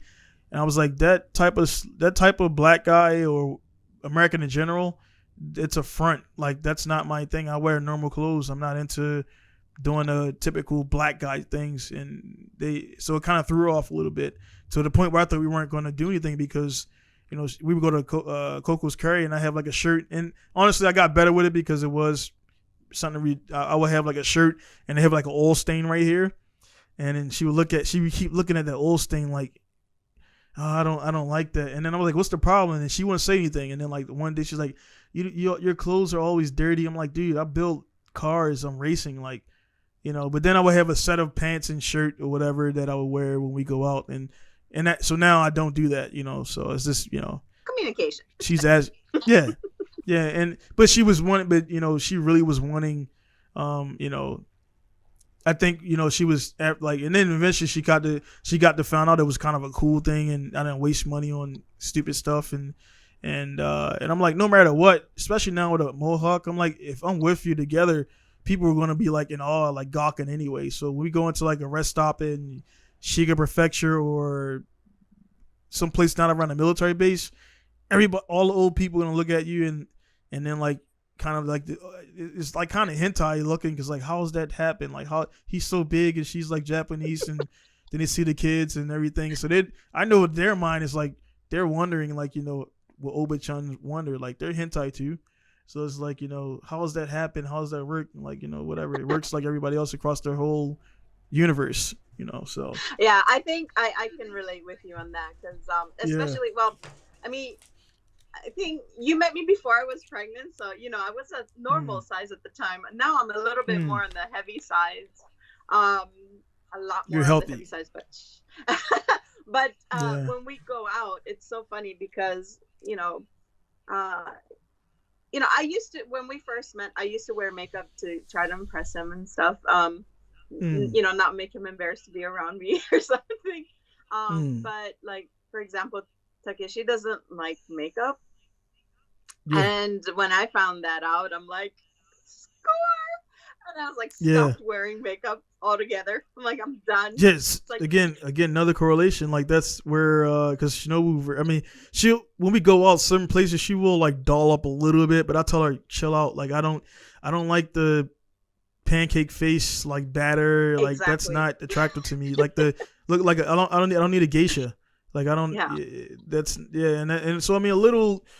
Do her women stuff, a little eyeliner, whatever, cool, whatever. But I don't. I was telling her because she would. I think she when we first dated, we would watch TV together or whatever, and then she would like look at she would look at me looking at the TV, and I'm like, then I'd be like, yeah, that's not kawaii.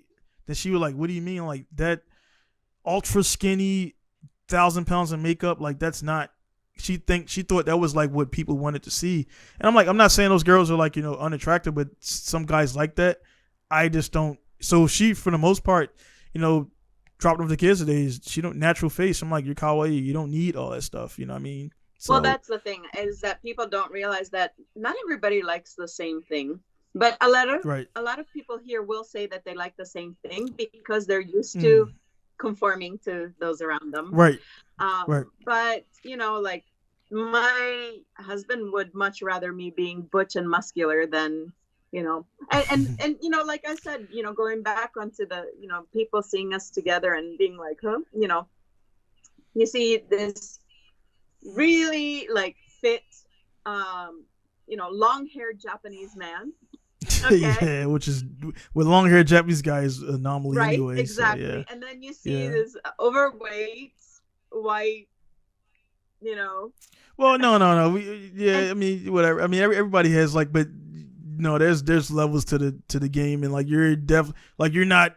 No, I won't let you say that about yourself. You're not like There's a lot of in America. There's some really, really, really, people who have really like they've gone off the deep end and they're like almost morbidly obese type stuff. So it's one of those things again, and like kind of correlate to and because you have your perceptions on yourself and everything, but again, it's not like you have a 1,000 hours of time and everything. Again, going back to the whole Japanese school system and them wanting you to travel from Guma to this place in 5 minutes, and it's like, hey, well, I got a family back home too, and it's like they don't.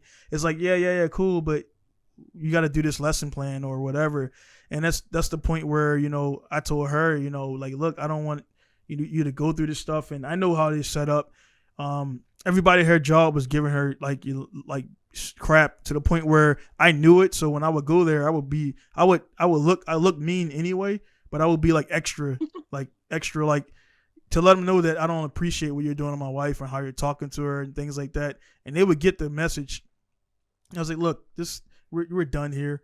So the whole the whole thing the whole system is set up, and foreigners coming out of wherever to come to Japan. It's like they really don't look out for the whole. They think they're balanced, but it's actually really imbalanced in a way. Like there's no time for you to mental health time, and then like physical health time is like it's just well, yeah, it's and pretty hard. that's the thing is that as much as I loved what I was doing before, once you're out of the JEP program, it's where what some people may call it real life, but Yeah, um, yeah, you know, there were times where I would have to drive, to like 4.5 hours for yeah, 1 hour and a half thing, and then yeah, drive another yeah. 4.5 hours back. And that's when that was kind of constant, it got Mm, really heavy. But and I understand yeah, that's how they run their business, and that's okay. But unfortunately, it doesn't match my situation, right. so I had to find a different way. But I mean, Yeah. people will always look at other people and make their assumptions that they understand their situation, including myself. There are times where I'm Mm, like, well, I don't understand why they can't take their time, why they can't use their sick leave as opposed to their free right. time off, UQ, whatever you want to call it. Like things like that. But I'm sure they have their reasons. But again, the same way that they look at us and they make their own assumptions, that they understand our situation. And reality is that, we can't force people to understand us, but Right, right. we can try to communicate. And I think this Yeah, is why that's I like yeah, that's what you do, like with your podcast. You don't have you know a set goal in mind. It's not like you're trying to sell things. You're yeah, yeah, truly yeah, trying to yeah, get yeah, some communication out there. And I think that's wonderful, because I think people need a yeah, chance to see what people really feel. Because a lot of times, yeah. they come foreigners come to Japan, and a lot of times Japanese just expect us to be constantly happy, constantly smiling. And I do that a lot. But I'm not going to say that it's easy. It's not easy to Right. always have a smile on your face. So, if I do something, if I give you a smile, I try to make it as genuine as possible. And if it's not, I'm sorry, it's gonna show. It's gonna Yeah, show. But yeah. I can't ungenuinely smile. It's gonna be like a Yeah, yeah, yeah. Like yeah, yeah, yeah. Like the fake the you see like the happy family where everybody's a happy picket fence, and inside the house they're doing all kind of crazy stuff. They it's I for me when I think I would say my first 3 to 4 years here, every interaction I had with a Japanese person, I was like kind of like not over eager, but like wanting to make like the best impression. And then I would mention things. I noticed a trend. I was because initial D was kind of big to me when I came to Japan, but I would mention initial D to like drifters, like initial D, like we would say like they don't know, or it's just like Baka, or like we don't watch that. So it's like nobody in Japan. It's like a small number of people who you really like. If you put red suns on the side of your FC, they'd be like, that guy's lame, like he's not cool. And so I was like, oh man, I thought it would be cool. And like nobody actually, nobody really. It's like something that became is popular in a cult here, but really popular outside of Japan. So there's when you tell them like, hey, this is popular in America, they don't understand. Like they're starting to see it now. If you look at Yahoo and you see the price of an S15 now compared to when you bought your S15, yeah, it's the prices of and because what the thing about it is the Nansai Nane is just near Nijigosai. So almost or Nijigonen. So almost 25 years. So it's getting everything getting towards 25 years or is going up. The Chasers now, all those cars that are not in America, the Skyline 32, that kind of run its course. Now everybody's looking forward to the 34, which now the 34 prices have gone up. So it's kind of it's they don't understand how cool this small island quote unquote is. It's like, yeah, it's small, but a lot of stuff happens here. The martial arts is rich, the music is rich, the everything here is like is I would say, to make it a correlation, is very concentrated. Like everything is in America is spread out, so everything has like is diluted, if that makes sense. You have it's more bigger space. Texas is like a huge wasteland to a lot of people. There's nothing but farms and fields, but everything here is like packed in, and like everything I would say like the space wise is utilized. Like there's really no place in Japan or where it's just like empty, desolate space, if that makes sense. People out there. yeah. So farming, but one thing there is I like about it, is I don't know how many people is on base there. And I'm pointing over there because the base is over there, but it's a lot of people. But I can go literally right now in my shop. I'm alone. I can go behind my shop to the beach, and I can walk the whole coastline by myself right now. So it's kind of cool where you can find there's places in Japan where you can just go and it's just you, nobody else, and it's pretty cool and to do that, and I like it here because it's safe and everything. So it's just kind of for me overall, to wrap up my thoughts, it has pros and cons and everything, but I think for us it just works and we make it happen. But I know for you, to be honest, I know I did see, and some posts I know are in the moment, but I know you mentioned before, like you really like it here, but like have you? I mean, had any thoughts of like leaving Japan, or like what's your thoughts on that, or So you know? so here's the thing. I you know I'm I think because of my wanting to have a family, like Mm, when I agreed to living in Japan, um, I've always loved Japan, but to begin to begin with, it was only meant to be like a 5-year venture, you know. Right. Um, Go ahead. Shinobu messaged me right now, so sorry about that. kisses to her. Yeah. I Yeah. just saw this Yeah. that Yeah. screenshot. Yeah. Yeah. Yeah. Um, yeah. So um, you know, there are times. So here's the thing. Um, Yeah.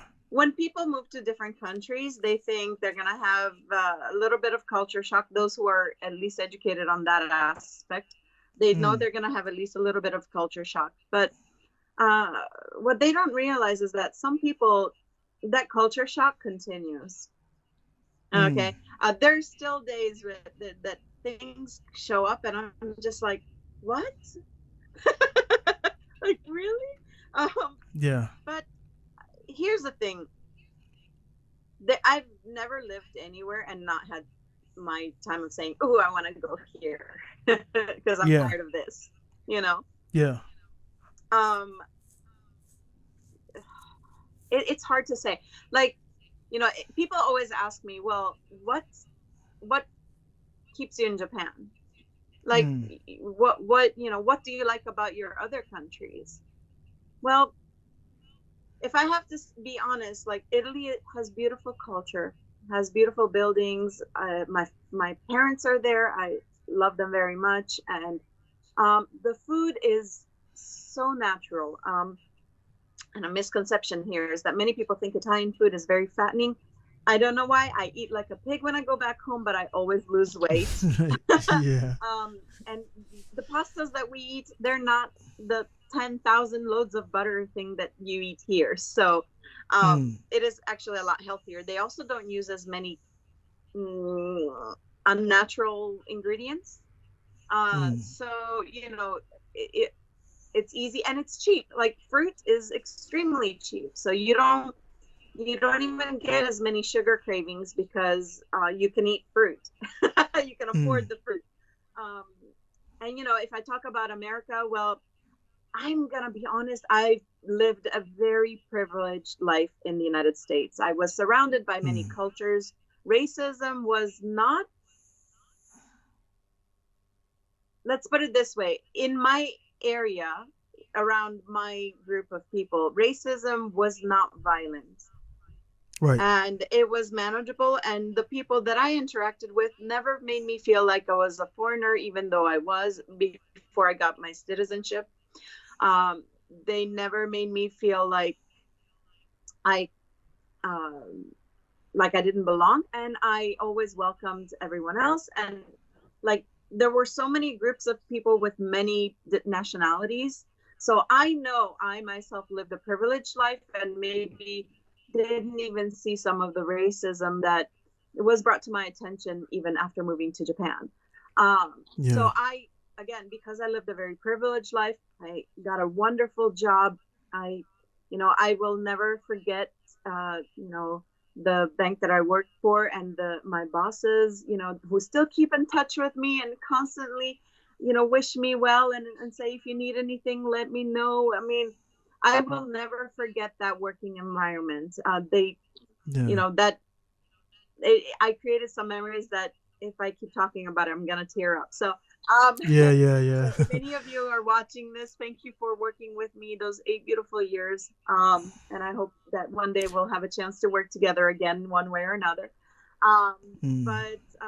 but in Japan, work life is very difficult for me, and education for my daughter, I think, is a little bit of a challenge because I need her to be open to many cultures, and we're not surrounded by as many cultures, but I need her to be, because she is from 3 different countries and we have family and friends from all over the world, and I need her to um, you know not be startled by a different culture, or Yeah. Yeah. Yeah. um so that I struggle with a little bit. And then the work life balance, until I started doing what I'm doing now, really I really struggled with that, because I wanted to be successful at my job. I've never not been successful at any job I've ever done, so it really uh struck me Yeah. whenever somebody, but unfortunately, when you're good here, they tend to use you even more.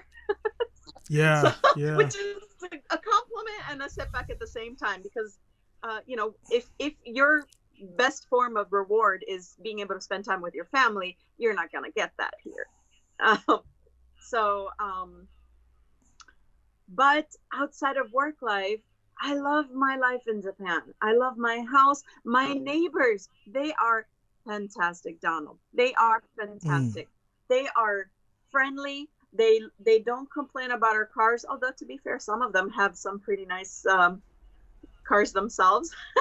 Yeah, that's that one that was around the corner under the tarp. Like, I don't know what kind of car it is, but what kind of car is that? It looked like is it a Lotus? Yeah, it's an Elise. Yeah, Yeah. yeah, yeah, yeah. Because I remember the first time I seen it, it was like, I think I called it. I was like, yes, I was like, that's a Lotus. And catches how you know. I was like, dude, they don't. There's a peculiar look, Yeah. the wing, and yeah. I was like, that's a Lotus. Yeah. Or I have seen a few Daihatsus, and like they have like the spoilers on it, like the newer Copen. Yeah. And you like, what's that? It looks kind of cool, but it's like a Copen under there. So, but yeah, I knew that, and that it's like Prague. Yeah, yeah. I was like, that's a Yeah, Lotus. Because we that took that gentleman back street. goes to Fuji Speedway a lot, actually. Oh yeah, And he's yeah, like, "Do you guys want to go?" And we're like, "We don't really have time right now." But yeah, yeah, yeah, we yeah, have yeah. Porsches near us, and the police is so nice. They actually, Yeah. like, I was in front, You mean like the little like the satellite police or the main like the like the, Mawari the san, small the ones that station? go Yeah, around. yeah, yeah, yeah, They, yeah, well, yeah. he was giving someone else a ticket for parking in the middle of the street, which was really random. But Mm. but but what was so awesome is that he literally came to me, and I was like, "Oh my gosh, he's gonna say something about my Sylvia," and I'm like, and he's like, "Is that your S50?" I was like, "Yes, can you hold on a moment, And Yeah. the guy was like, he's like, it's a nice car, but I want to let you know that there have been a lot of thefts around. I really recommend putting some Oh yeah, yeah, gate. yeah, And yeah, I'm yeah. just like, oh, like, he took the time to tell us to watch out for our cars, like, Yeah, because yeah, and honestly, that's a good situation where it's on this part because I mean, I've been at your house, you guys' house a bunch of times, and that is where your car is parked. It's like prime. If somebody wanted to, it's like we're not gonna put it out there where their house is at, yeah, guys. But yeah. and so when I put the picture up there, I'm gonna edit the stuff and everything. But the yeah, it's like that is true because like it is kind of in that area is kind of the Yeah, the area, then Osaka and everything else. It's the problem for the people who don't understand like with the whole thefts because there's been a thing going around is they're closer to the ports. yeah. So if you steal something before it's even found, it's Doggone. from Tokyo to Yokohama, and there's been D1 cars like there's been like you probably seen there was like you know famous D1 cars stolen from right in the front of the shops and all that stuff. So that's the and the thing about it is even with that, it's still overall as a country safe. Yeah. But then there's parts where honestly, and it sucks. I was telling Tarumi, unfortunately, when you have a more influx of gaijin, you have more influx of a mixture of bad people. We're not I want bad people or just people who are just doing what they got to do to get money, which involves taking other people's belongings, which is never acceptable.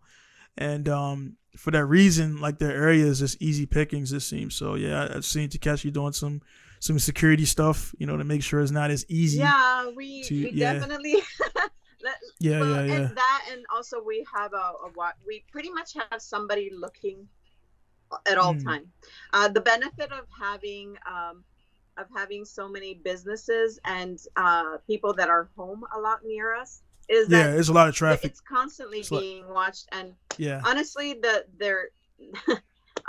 there's like there are people awake walking around. They're elderly that can't sleep at night. They go for walks in the middle of the mm. night, and and then plus the added securities that we've added, and but Japan is safe, and people will return your wallet full of cash. They'll return Yeah, your cell phones, your computers, but umbrellas, bicycles, and drift cars, well, you yeah, gotta.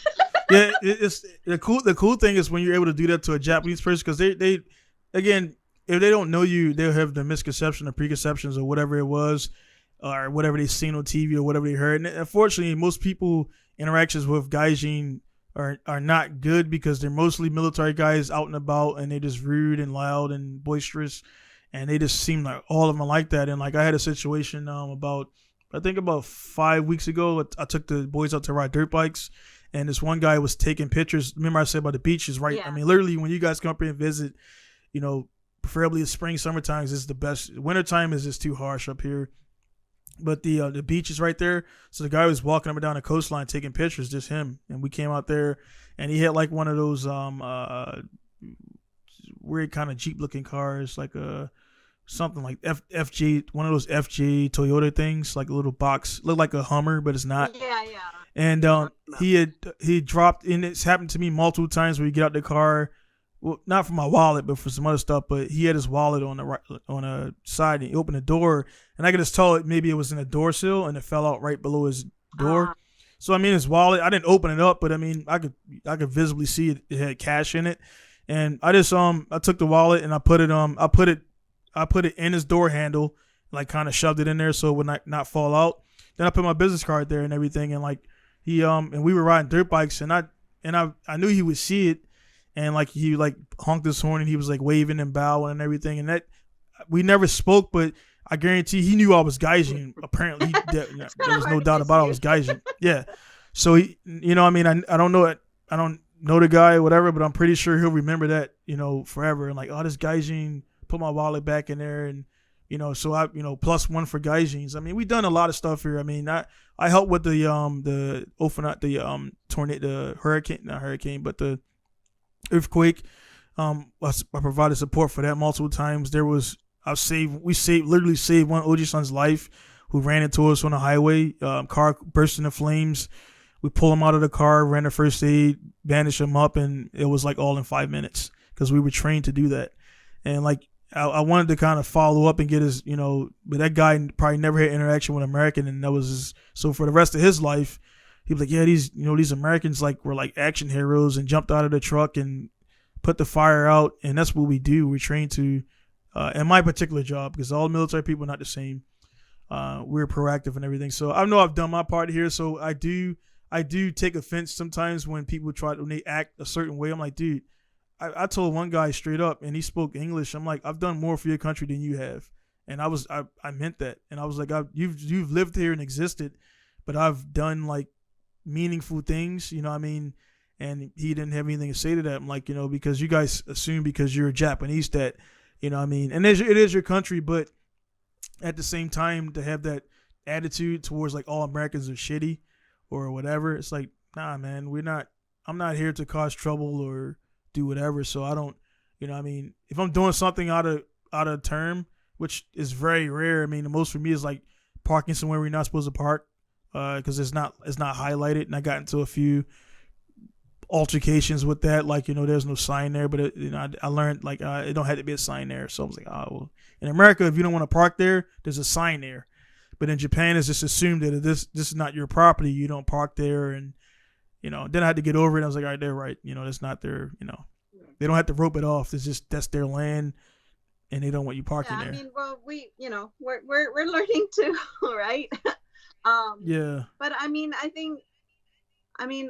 yeah, there are a lot of things. Again, this comes again with communication and culture shock and cultural differences, and um, but like, I mean, I think Donald, I think you can relate to this. If you're a car person, Japan is by far the easiest place to enjoy your car life.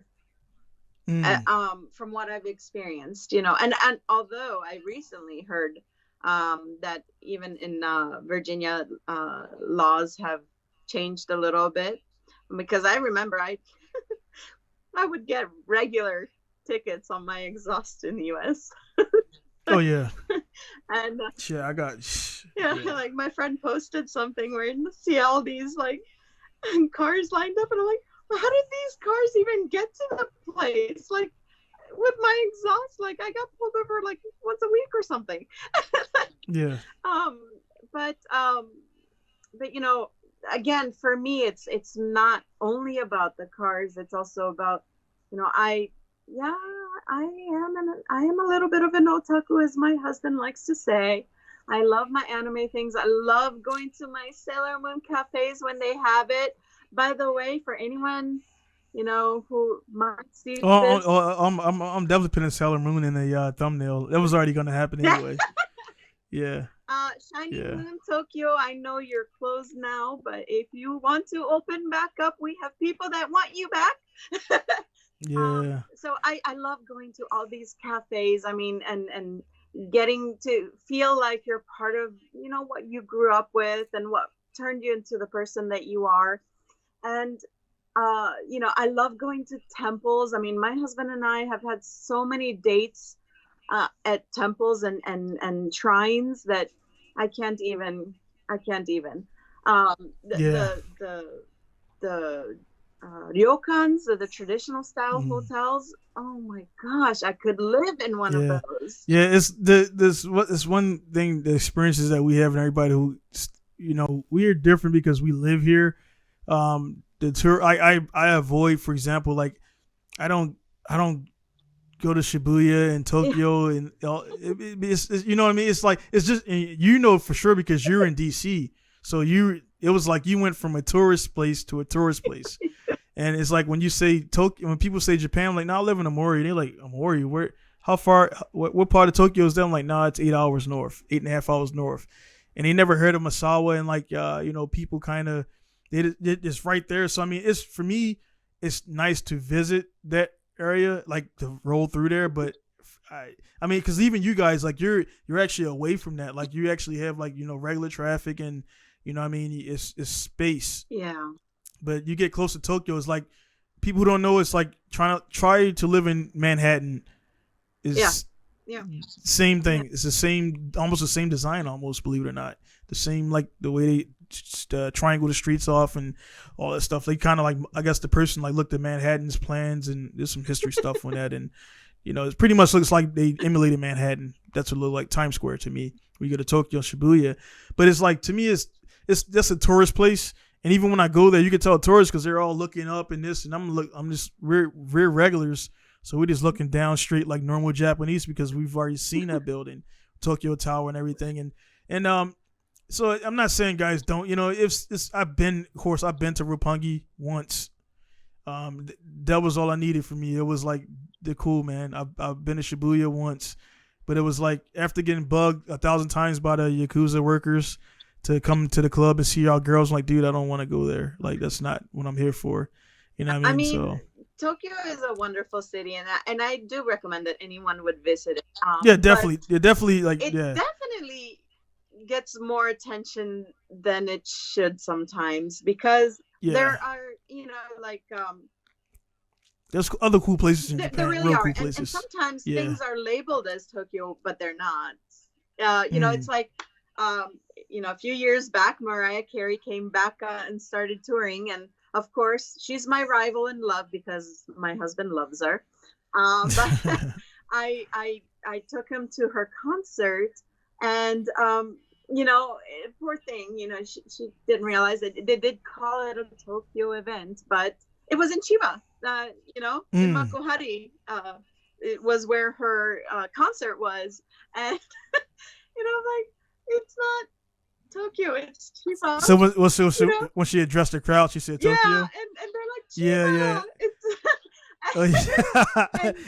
But I mean, did they actually say Chiba? Or did they just there take were it like? some people in the front, like the less shy ones, some of the Filipinos maybe.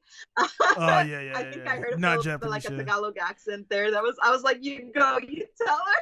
She doesn't know. Yeah, because Japanese to be like, yeah, okay, it's Tokyo. Like, they just culturally culturally take it like, no, that's actually not my name. Right, and then it's the same thing with Tokyo Disney. It's labeled Tokyo Disney, but hello, people. For those of you who are not from Japan or are not familiar with it, Tokyo is in Chiba. It is in Urayasu, Chiba. Yeah. This weird. And it's kind of like it's marketing. It's like they're like, and that's one thing, being a business person. And I look at some of the things they do. I'm like, dude, why? I get it. while it, I understand because the zoning now, like why there's a Lawson's and every other, because there's like a, you know, there's a thing like if you ever see, I've been there so long that I know the trend. When one Lawson's closed, that means something else is opening up somewhere else because they can't have so many opening in a area. But there's like Lawson's, and then there's literally a 7-Eleven right here, then a Family Mart right there, and then one we don't have mini stops in Masala, which I would really prefer to have mini Yeah, stop, me too. I love honestly. minis. Yeah, so there's one at Hachinohe because I like the French fries and the cranky chicky, and so now I was team Lawson's for like the first 8 years, and then like I went to Family Mart one day, and then the Family Chicky and the cheese chicken and the pokey chicky, they like converted me over, and because it tastes like KFC a little bit, the Family Chicky, like it's kind of, so like Lawson's I don't go too much no more, so it's weird, and that's only things that people who've been in Japan, like if you ask everybody who's been in Japan, like what do you prefer out of the all of them, the mainstream convenience stores? Yeah. For, Which one do you like? for me, it's also mini stop. Mini You know, stop, yeah, they're chain off of Eon, the shopping yeah, mall, yeah, yeah. and And the ice cream is their awesome. ice cream is awesome. There's well, service is Yeah, good everywhere here, so I can't really say anything yeah, about yeah, that. yeah. But they change it up so much. Like they follow a little like Sakura, then they have like the. It's always, The yeah, season yeah, stuff, yeah. yeah. Yeah, I mean, but the thing is that I like about mini stop is that they don't have as many of the hmm, typical trucker magazines Oh yeah, yeah, that yeah. make That's true. me Yeah, feel really like I remember there was once I used to have yeah. I so hate. And it's divided by a little piece of plastic. Like, yeah, that's gonna stop somebody from looking Yeah, over. exactly. Yeah, So yeah, and there was a mini stop near our house, and I used to, go there a lot. And this was before they changed their regulations because they're trying to appeal to, families. So, but right. before they were like all others, where they had those magazines next to them, the others. And I would always Yeah, go and I would pick up my Doritan. I always went there, and I'm like looking at Doritan, and then next to me there's a guy looking at, and I'm like, yeah, oh no, you just yeah, ruined yeah, my, yeah, yeah, like, here I'm getting, yeah. like, my heart And is it, throbbing off of here, and his heart's throbbing for something else, and I'm like, okay. yeah, yeah, But yeah. they Like they changed that. up here, yeah. Up here it ain't because it's like they not only they have the magazines, but then they have the surplus down at the bottom. And they're just like stacks of like books, and they're just all there, and it's weird because I'll be for most of mine the ATM is right next to it, so I'm getting ATM, and then like the dude, like they just weird. Like one thing is like in America you don't thumb magazines, you pick it up and you leave. So that's like one of the things where like when I was first seeing them, like they're actually reading the whole magazine and then put it back, and like nobody says get out of here. Yeah. In America, you pick up a magazine like it's most times in plastic, so you can't Right. open it, or they got like a little thing on it. So it's just the difference in culture and the different things, and it's like some things that are acceptable here would not be acceptable in America, not acceptable in Italy. Then some things, vice versa. So that's cool. Where again we have the differences, and even with let's be real, like one thing in America, like they have like the service girls and the love hotels is like that that don't exist in America. Like is this a Hyatt or a Hilton or a Motel 6? But like here they have dedicated Yeah. adultery. Let's be real. It's like dedicated adultery centers. So, Like, Donald, you bring this up, so I don't know if Takeshi's gonna yeah, kill me for sharing this, but I'm gonna have to share this. yeah, So, yeah. one place that, I've been to one. We've been, yeah. yeah, I've experienced it. So I've been, See, yeah, I've yeah, never been to one because my yeah. husband is too prude, apparently. But so here's the thing. So when he would come to the U.S., I would make it a point to take him to fun places. But one place we always enjoyed going together was New York. Right. And so, but New York is really expensive, even for my Yeah. salary back then. Tourists. Yeah. So so when a new hotel opened up, and I'm gonna advertise it because I really enjoyed the stay there. Actually, it was called Yotel, and it Mm, was kind of like futuristic. It had this huge arm that would pick up the suitcases and put them in a locker. Like it was really mm, cool. And when you get into the room, it's kind of like, now that I've been to Japan and seen advertisements for them, I know what hotels look like, although I've never been in one. But it mm. kind of does look like a love hotel, I guess, because it has Yeah, yeah, neon yeah. lights and a beautiful bed that's like, you know. Anyway, so It's I took, minimum. Yes, minimum. It's like there's not like you go to a 4-star hotel. It's like amenities and all that. There's like there's only one purpose for this room. right, Like it's minimum. right. Is yeah, yeah, But the thing is that this hotel was like that because it was in a small space, so it could yeah. afford affordable rates in Right, like right. really close to Times Square. So of course I jumped on it. And when we got there, Takeshi got so angry because he thought I love hotel room. And I was like, no, Takeshi, you don't understand. I'm not, like, I am that type of girl with you, but Yeah, not yeah, yeah, like yeah, that. yeah, yeah, Way. yeah. I mean, this is a regular. We don't have love hotels in America. In America, all Yeah, yeah, hotels are love hotels. yeah, yeah. Exactly. Yeah, yeah, We don't differentiate. And he's like, yeah. and then he didn't believe me until he Hey, saw well, family he with should kids. right, and also when he if you see staff, like, because that's one thing Yeah. we again. I just was like I never been there before. She thought I was lying. I was like, no, I never been there. So she's like, all right, well, whatever. There's one here, so we went whatever, and it was like I was like, where's the people at? There was like there's no you don't there's staff there, but they never come out unless there's like a life threatening situation. So like everything, I'm like there was no. It was like you put the money in the machine, they give you a ticket, the key comes up the slot with a card, Is that how it and works?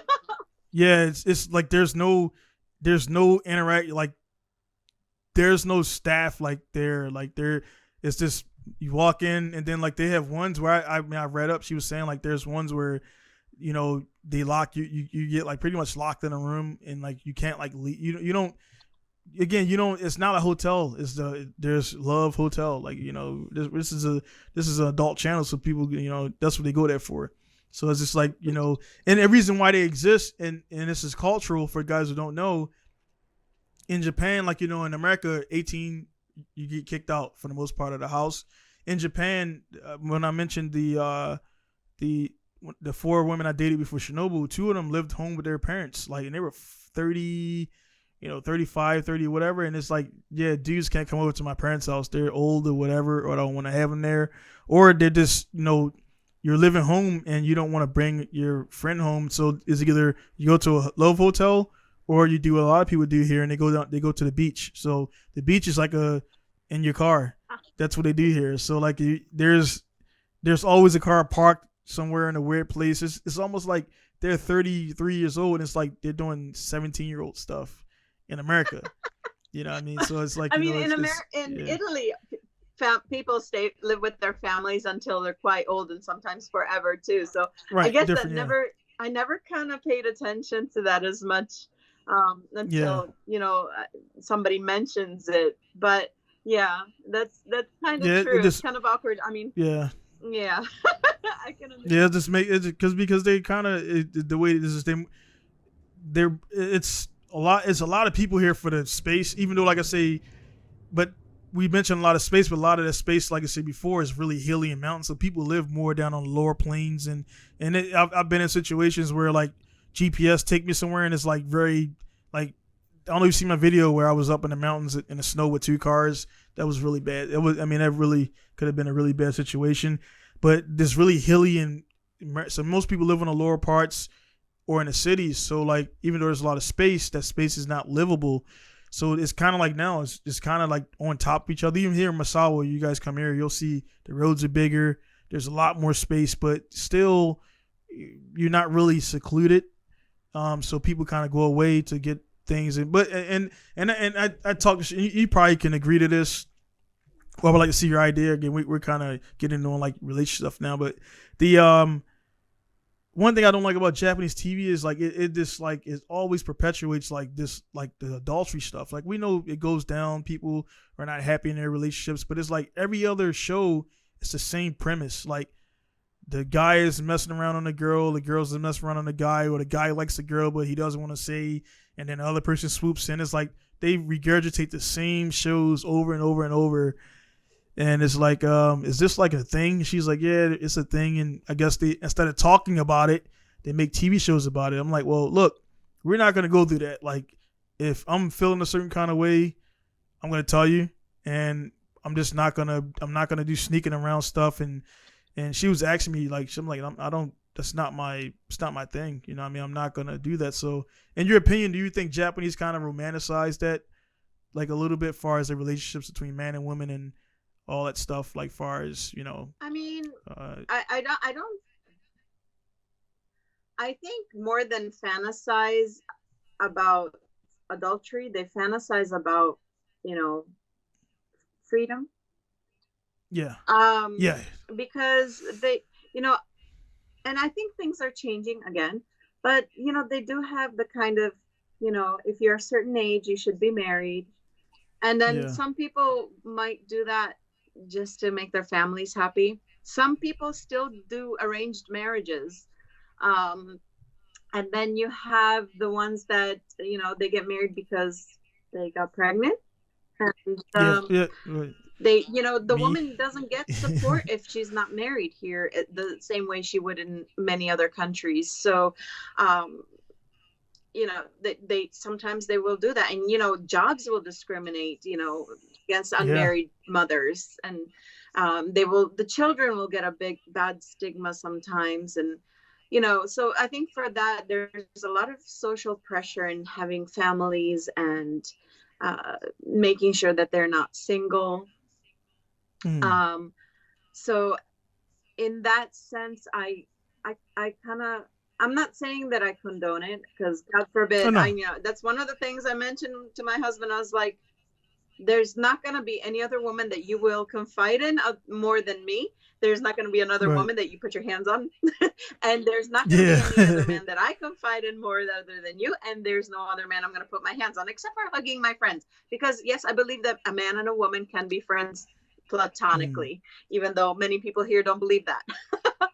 Right. um Yeah, the you know i think I think they fantasize, the finding love part. yeah. That's what I mean. Like I mean, not every other, every show. Like we watch. That one thing at Hulu, Netflix, Disney, all that stuff. It's like cool, but it's like it's over. It's like so many shows that you get in that Rome show that I mentioned that I watch. I need to actually find it and watch it again. But like I just picked up this Tokyo one. So it's like all these shows, and one of them, they just stick out and they do a good job advertising. So it's just one I'm watching now about this guy in Tokyo. He works for a newspaper company, and it's that one Japanese guy that's in all of. He's like that one Japanese guy that's in all American movies that Ken. Watanabe Ken, Yeah, yeah, I have a little yeah. crush He's on like, him. yeah. So he's always the cool detective guy, and the guy works for a company, and I was like, man, I could feel the guy's pain, because like the guy is telling him, no, write like this, right? Like he's a newspaper guy. I said, I'll find the name of it and send it to you. It's one of the cool ones to watch. But anyway, outside of that, she watches the same stuff, and her mom's there, so mom watches they together, and it's like even Korean stuff where it's like something like you're watching the same show over and over with a different cast. It's like the same premise. It's like, why do they keep?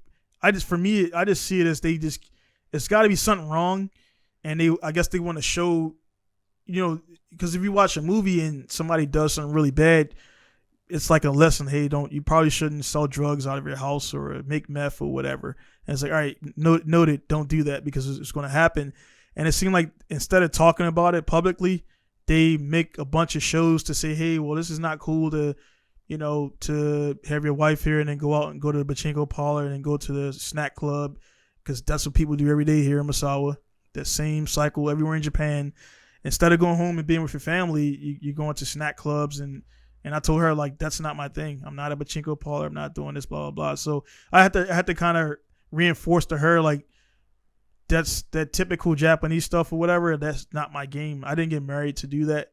I could stay single for that. So I just always reassure her that Yeah, that's not my mojo, I and mean, whatever. to be fair, that kind of stuff happens, I mean, in different ways. That's all Happens over. all Yeah. over, but Yeah. I don't know. I think like Japanese get pushed onto some of those things through their jobs, Right. which is also another thing that I had to, again, I did my research before coming to Japan, and Mm. um, I, you know, generally I've been pretty lucky in love in my whole life. I mean, I've had my heartbreaks, but for the most Mm. part, even separations were friendly, but Right.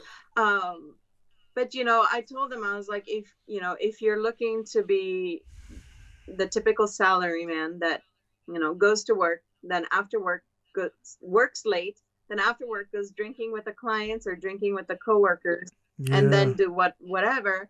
You don't want to marry me because I'll make your life miserable. Yeah. But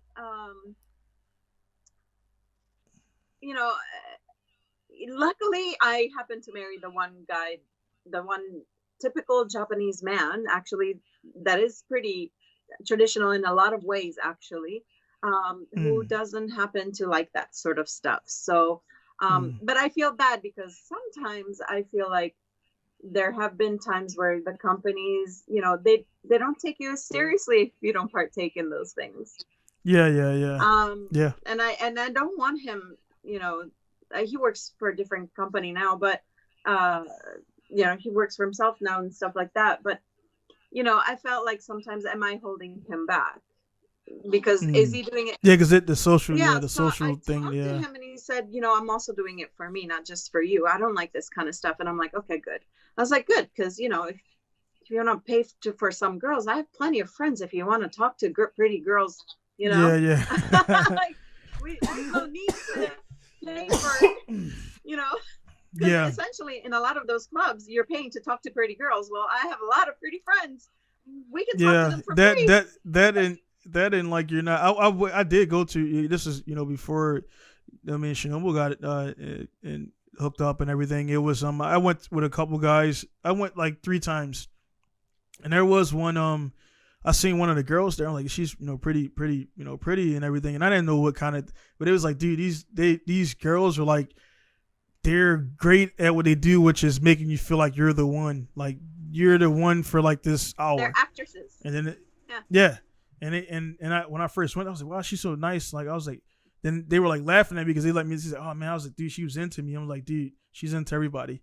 Like she's into Yeah. like everybody that goes in there and everything. And so I didn't know is they were like they've been here for like 6 to 10 years collectively. These two guys. So they've been through the whole. They knew the whole stuff and everything. But they took me the first time, and I guess it's like a practical joke. The new guy, let's see how he's gonna act in the snack club. So they come up to you and they give you, and I was like, nah, I just want cola. So they all was laughing at me because I didn't drink. I didn't drink any alcohol, and also they were all laughing at me because this was a time when smartphones became like your regular Yeah. smartphone with the flat screen. I still had a Motorola. I had like a Razor. I So remember those. I had one. so yeah, so they were like, what's your this and this and Facebook? I think it was this on there, and I was like, yeah, I don't. So I pull out my phone. They're all like laughing at me, and actually, as a result of that, I actually got a smartphone. Like, because I didn't. I was like, what's the deal?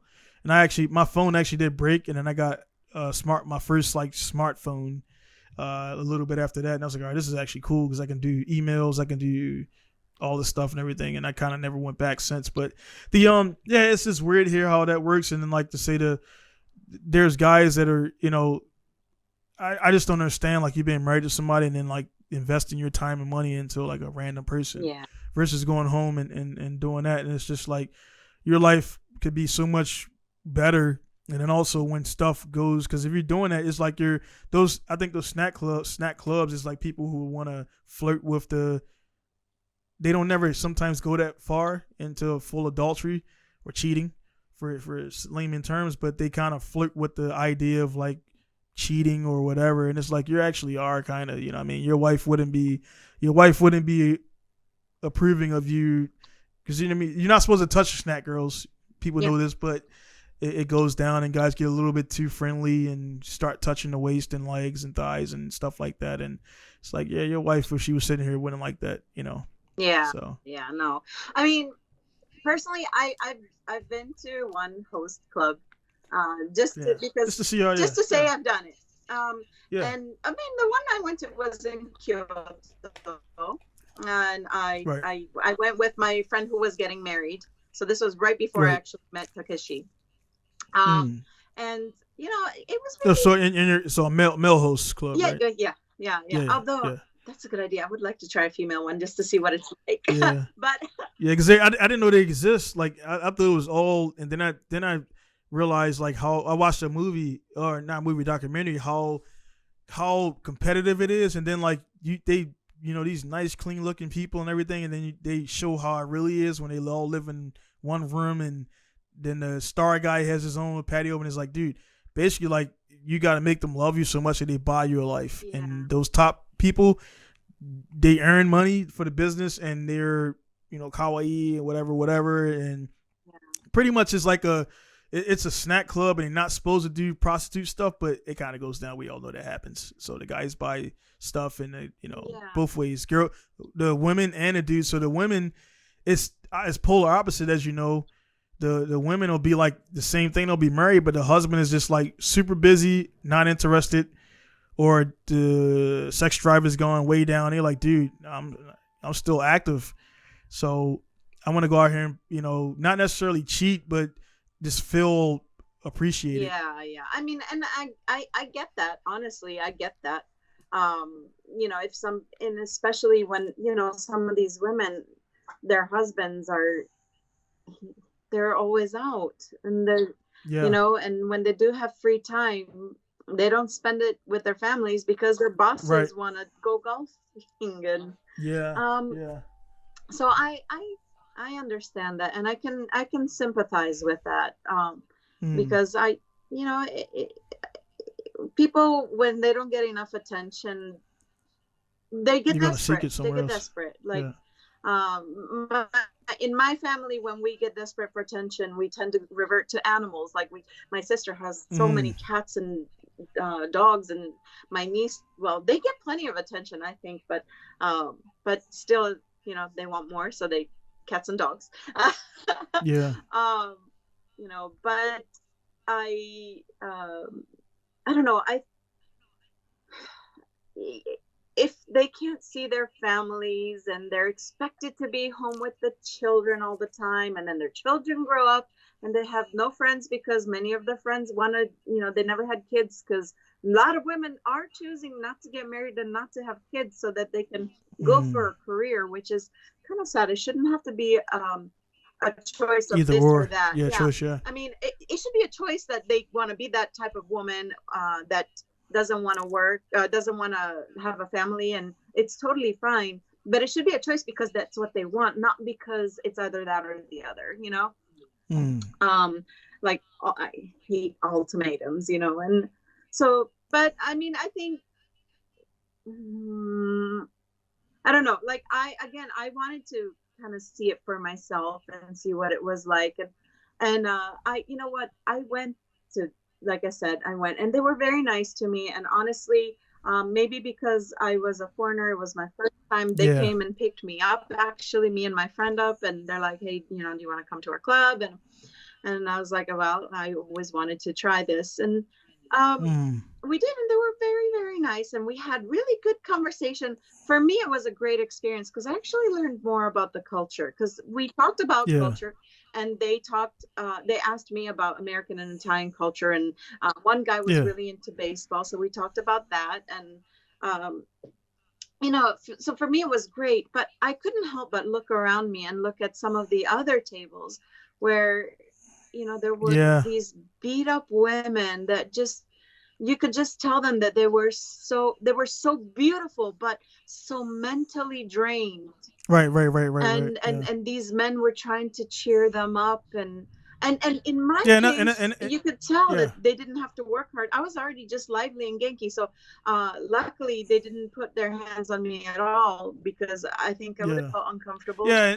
And that's why I want to like kind of like there's most clubs are not like that. Like they're very like the rules are straight up and down. And you know how it is, but there's different types of clubs, and then like pretty much there's like the very clean ones, and then the ones to go down, and then pretty much the ones where it's just like it's a cover for a sex ring type thing. So but those like generally when you go to those people who are going there, they're actually seeking that already, and they know what the thing is. They know what the vibe is. You could tell when you got a few guys in suits, and then Yakuza are real for the guys who are watching, listening for the first time. Is you if you find them, you find them like you don't. They're kind of hidden, but you can still see, the things, and they'll generally have the gaijins doing like the Ugandans and Russian guys handing out flyers and do this and that. And I've stories that guys getting out. It's educational for the guys still to this point. Not too much longer, but like if you go to a bar or whatever, and I know people who's happened to, if you go to a bar or snack club host type place and somebody's it's on me, it's on me, it's on me. It's not on them. They're gonna make you pay for that. And one of my buddies ended up with like a $500 tab, and it got pretty. From what I heard, they held his friend there and made him go get the money because they weren't gonna let him leave, because he didn't pay. So it's not free anything there. You're paying for it. So don't accept gifts and bottles of champagne, and that's the thing with Yakuza do, because they take advantage of gaijins who don't know the protocol. Yeah. So that's probably a good thing to mention if anybody's interested in that. Again, I was clueless, but I got lucky with the place that I went to.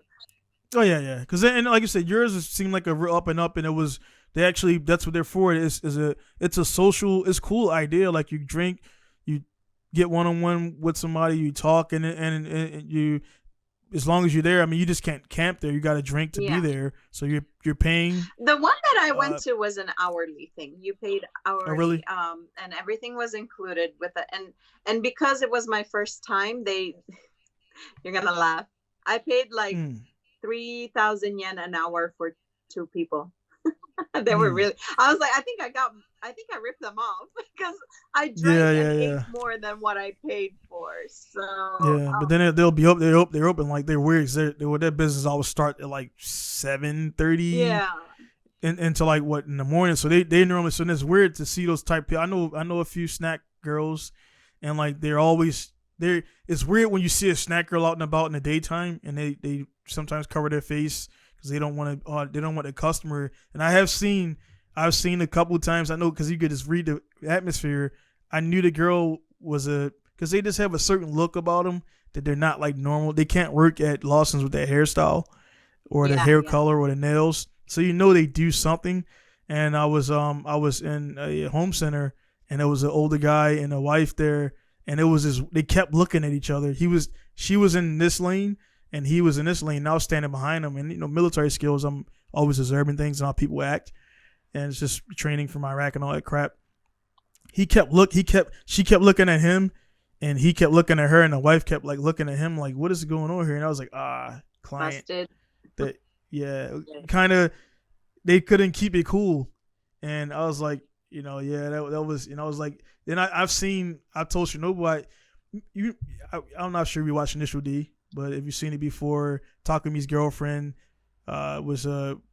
she was pretty much she was a high school girl having sex with an old guy in the car. Yeah. And Initial D? I didn't know. Yeah. Oh, yeah. So his girlfriend, classmate's father, right? Right.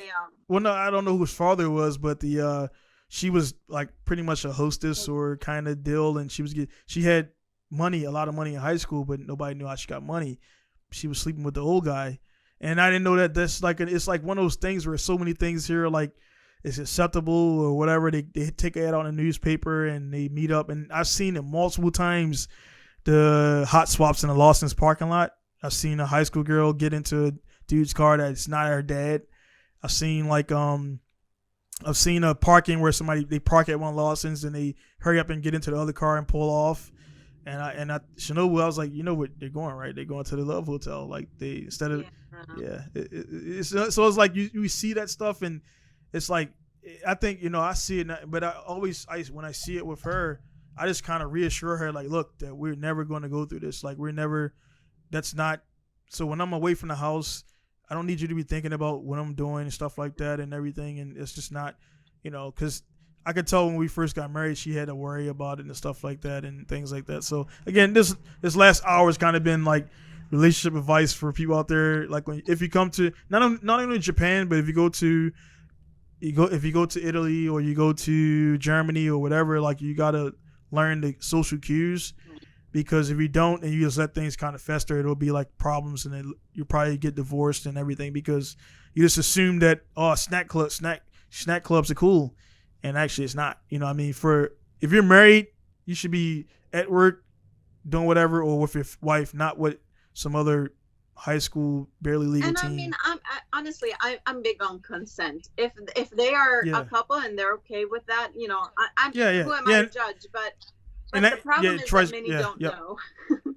yeah, and that you said it 100% because both those guys I was with were married, but their wives gave them the consent, and I was talking to him like, dude, he was like, man, I want to hang out with her, but she's just the kids and this and this. I'm like, dude, the kid's gonna grow up. At one point, this is gonna happen. That situation, which I've seen as well, it flip flops. When a kid get old enough, then the woman starts going out and hanging out at host clubs and doing all this stuff, and like then it comes down to both of them are doing it. They're both living this like dual life, and they're both like being satisfied either physically or mentally by other people because their wife doesn't do it. They just come home and don't talk. And I catch myself too because we're human and we get into the things where like we'll get into a disagreement or whatever. Then my thing is I don't want to talk because I will say what I want to say, and then I'll say some stuff that's kind of was mean at times and everything. Nobody's perfect, and then she'll like, well, I don't want to talk because I'm angry or whatever. I'm like, all right, cool. I'll go upstairs to my room, and but I don't want to do that too much because you start doing that, then it becomes Regular. oh, this is what we're gonna do, and then I with the business stuff, I don't talk too much because then I don't want to like not cry about business, but like I don't want to talk to her about ups and downs of business in it, and she's only talking about school stuff with the kids. I'm like, all right, well, what about me? You know what I mean? So it gets into that kind of deal, but yeah, that's how it is and everything. But anyway, that's what I knew. We just been talking, and that's why I like the podcast because for me, I work alone a lot, so it's therapeutic, and I don't talk about this with me. We're friends and everything, so I don't talk. And this is people who public see it, so it's good. We haven't said anything that nobody watching, listened to, haven't thought about or went through or seen or whatever. So we're not doing X-rated stuff, but it's just real life, and that's just and it's relatable because again we're in Japan and we're talking about things that happen in Japan. So I think it's still in topic and suitable for the topic of everything, which essentially is we're two gaijins living in Japan who have very similar situations.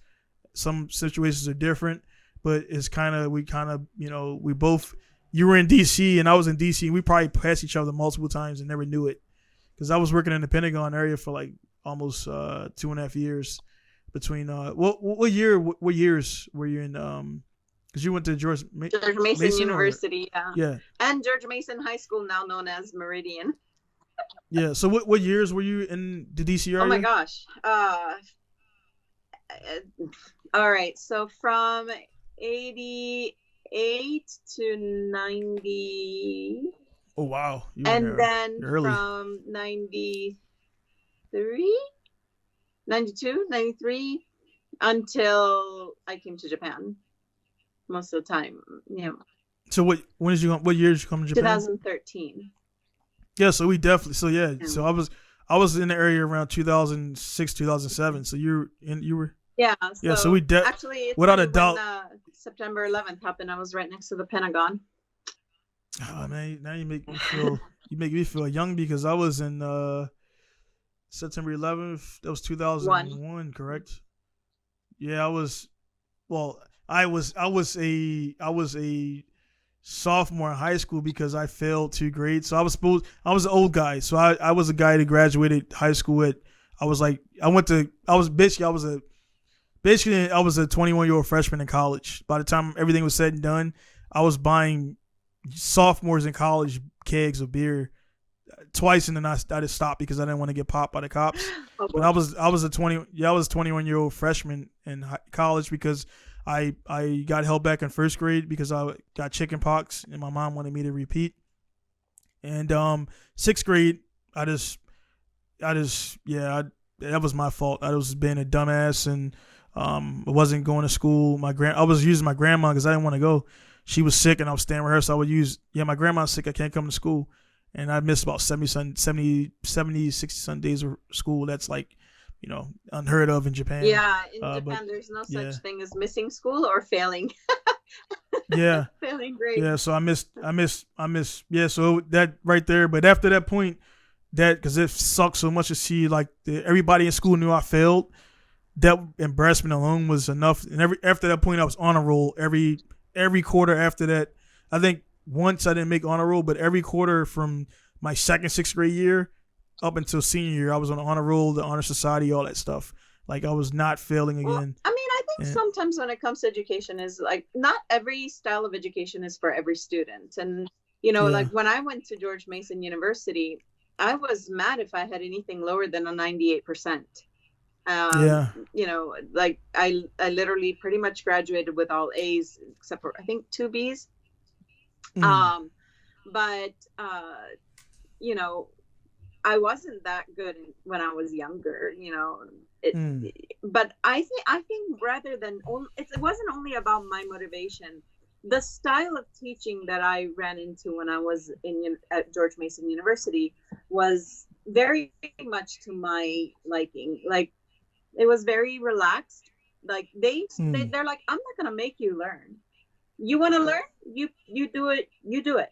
You can do it your way, but I'm not. You're an adult. Do it your way. And that actually worked for me because I'm not as fast as everyone else at memorizing. I'm a terrible person when it comes to memorizing anything. So I'm sorry if I ever Right, forget names or birthdays, everyone. I'm telling you ahead of time. But like we all gotta find our right route, and you know, that's what I try to tell my students that a lot. It's like there is no right or wrong way to learn something new. You have to find your way, and right. you know, Yeah, that's the biggest. Yeah, that's what I'm.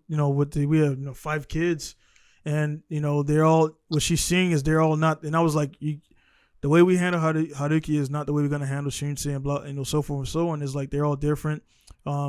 One thing, for example, like I got him riding the dirt bikes, and first, Haruki, they're both in into it, but Haruki's getting to the point now where he can ride the bike like, but now he don't. I have him doing flatline stuff, the fundamentals, and now he wants to jump stuff. Like he wants to go to the big track. I'm like, those bikes are way bigger than your bike. You can't go there yet. Then there's no kids. I'm gonna have to probably build him one because there's no kids course. So yeah. I'm at, yeah. So he's getting bored with riding in circles now. And Shunsei is still cool with it. So and he's 4, and he's Haruki 6, Shunsei's 4, and he's riding like a lot faster than Haruki because Haruki kind of around about 30 minutes in, he's like, dude, this is boring. I want to go jump. And I'm like, not yet, man. Still learn how to stop ride. So I'm showing them how to brake, and because they're at the point now where they Those just are what, 50 throttle. cc's? Yeah, Yeah, 50s. I'm Yeah, like, that's like adult. yeah, I mean, yeah. That's why I was still like, dude, like I'm 250 something pounds. That bike can ride me around. yeah, So I can imagine like a 35-pound, 45-pound kid on it.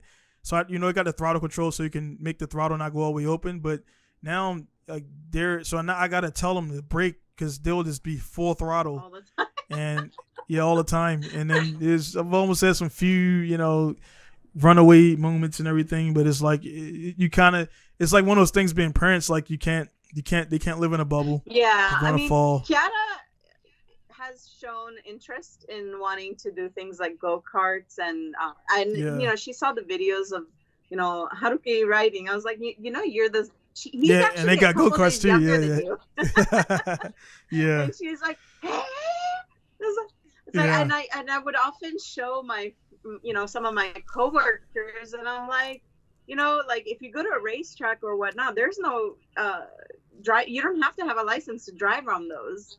yeah. And you So don't, you like don't. it's like I remember there was one day I went.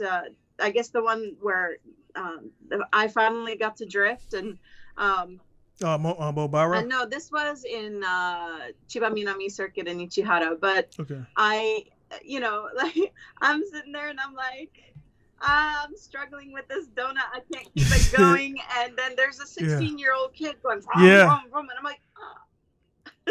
Yeah. Yeah, I mean, case in point, the you probably know of Daigo because he's one of the Yeah, of most course. famous. Yeah. But Daigo lost to a 12-year-old 3 weeks ago. Oh, no, I didn't hear Like about the 12-year, but the 12-year-old is Shinji Manawa's son, who's a D1 okay. FD legend, and his mom. Their whole family drives. The mom competes, the son competes, the dad competes, and he got picked up by Cusco. And I'm like, and people like they don't, that's what I'm saying. Like it's it's cool and bad because they get an unbalanced life too because they don't they and I'm gonna say they don't get everything given to them because my kids are gonna have cars, everything, because by default that's my business. So I got spare cars and everything. So once they get of age, yeah, he'll have this car, he'll have this car and practice or whatever. So they'll be cool and everything. But his father being in the industry like that, being a top driver, not a championship driver, but knowing people, like he's 12 years old driving a Cusco Supra, and he just beat one of the top drifters in the world because Daigo's at a point where he doesn't. Everything he's doing now is overtime. He's already won championships. He's already proved himself. He's just having fun. So he went out there with a wild run and he spun out, and a 12-year-old didn't, and a 12-year-old beat Daigo Saito. Oh, And it's like I'm 39 and I haven't won a single event.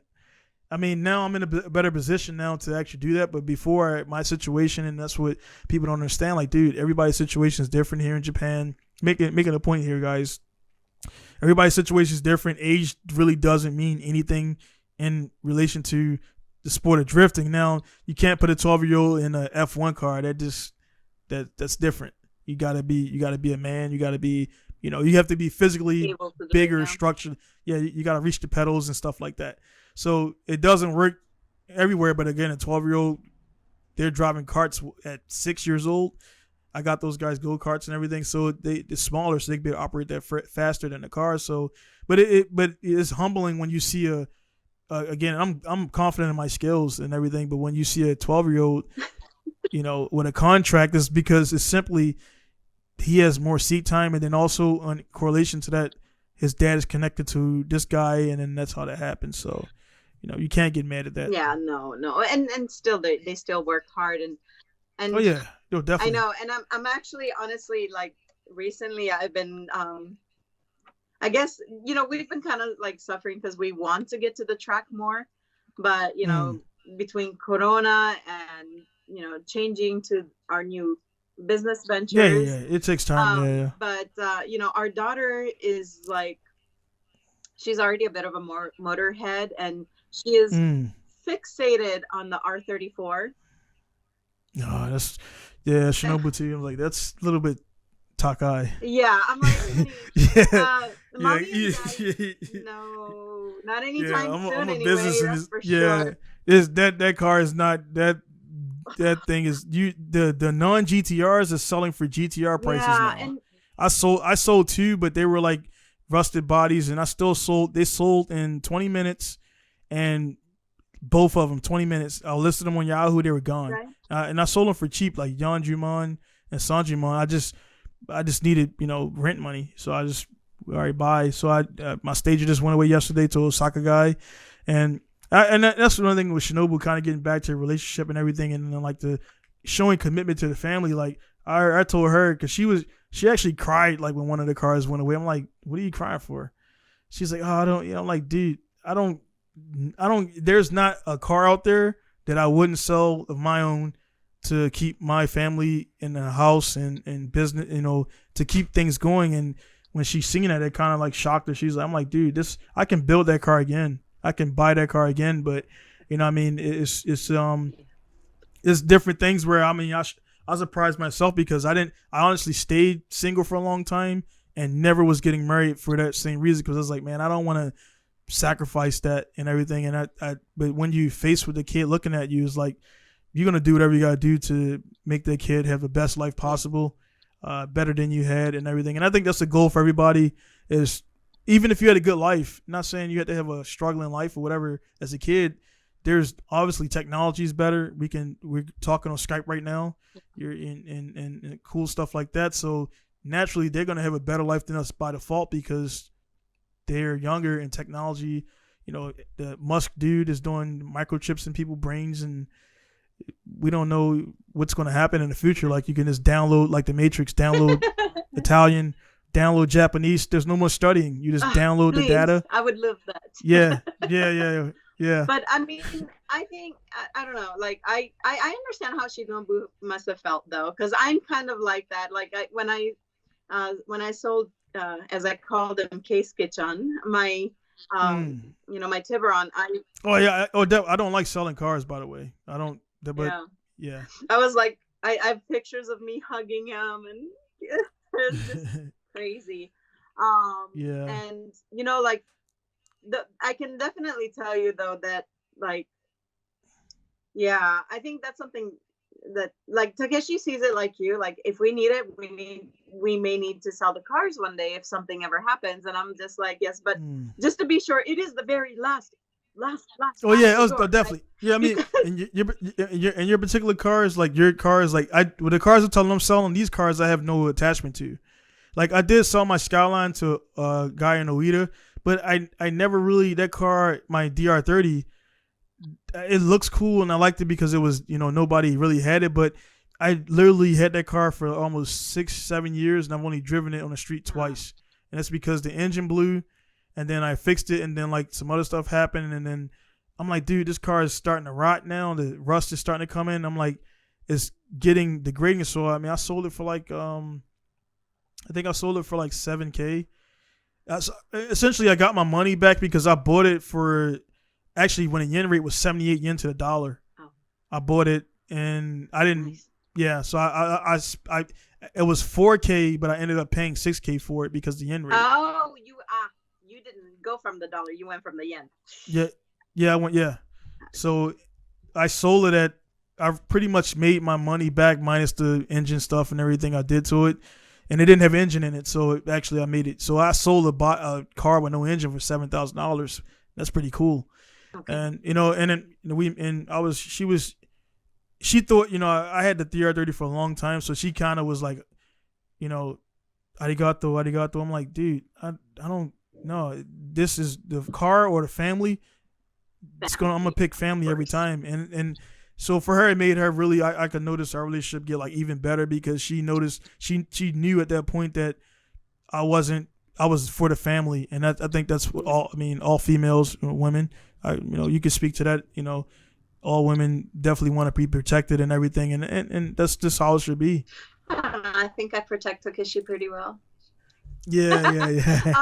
Yeah. The thing is that it's like you said, like there are some things that are gonna have emotional value, but of course it's like the reason why our cars are so important to us is because they are the foundation of our family. I mean, his car was our matchmaker because I saw that what I thought was a 240 SX. I decided to talk to him more. And and the S15, I don't know if you remember, was pretty much my present for getting pregnant. And I'm like, I scored with that one. Yeah. Wait, if I have twins, does that mean I get a GTR now? Yeah. Yeah, twin turbo. Right? Yeah. Wait a second, I also want an FC really bad, put a red sun logo on it. You want everything that prices has skyrocketed over the last 10 years. I mean, I have expensive taste, unfortunately, but because of that, they really pinpoint the history of our relationship. So for family, that's a big thing. My daughter, whenever she would move around too much to the point where I would get sick, we would go for a drive, and my daughter would start calming down. I'm like, oh. Like everybody's like, how can your daughter sleep in all that noise? Like if we take the silencer off, and I'm like, I think that puts her to sleep. I think it calms her down. Yeah. Yeah, because there's a soothing, like actually believe like there's a tone, like especially if you go on like the toll road, it's like that tone is like it doesn't change, and it's like the vibration, and it's pretty cool. I remember when we I think when we went to Costco and you were in I think S15. Yeah. And I remember she kind of like dozing off a little bit and everything. And I gotta say that's besides coming to see you guys, that's always like a hot because the Costco, their food is that that food court. I don't know what they do to the pizza, but it's like awesome, and the hot dogs is like that. Yeah, Yeah. so I like going there. It's probably a little bit different Corona. And then now we got the last time we came there, we only had two. Yeah, we had Haruki and Shunsei. Rika wasn't. Sounds Yeah, like it's time to so come for another visit. We can all have a bunch of pizza yeah. and hot dogs. Yeah. We're definitely gonna do that. Like that's the cool thing is like I mean I'm serious about that. Like I was talking when I actually today when I get out of here, she's in Tawada now doing some hair stuff, and when she get back, I was gonna ask her when because I know like that's the only thing now with the kids being in school. Well, particularly Haruki. Right. If daycare, we can just like we going somewhere or whatever. But it's like now it's almost like he's got a job now. It's like yeah, I know. yeah, I don't like that part of it. Like so now we got to plan around Cool. when he's gonna. Because I thought I could just be like, oh, he don't go to school today. She's like, nah, you can't. I know. There's none of that. I don't know if you Like, saw I mean, my post recently, but that's exactly what I was like. I want to spend more time with her. Like the weekend was not enough, and like she has to go to school. Yeah. Like how dare she? Yeah. It's like I'm like, dude, the way she's getting him up in the morning, I'm like, dude, that's like like it feels like you almost got them college. You got to get to school and get the syllabus and everything. You got to miss. You can't miss the first day, of course, because you got to get the syllabus. But it's like after you get the syllabus, it's like I'm not going tomorrow. And I kind of did that too much in college. And I got Facebook came out 2003, and I was on that because I had the EDU email. So I was on I've been on Facebook since like the beginning, and still there. Yeah. Right. I've been on Facebook since the beginning, and it turned into a study tool, into a dating tool. That's what it was like. I didn't get the notes, and then it's like, so what after the notes? What do we do? And then college was University of Maryland. It was cool, but the it's so now I gotta. So anyway, the saying that we just passed Golden Week, so it's like damn, I was busy in the shop and everything.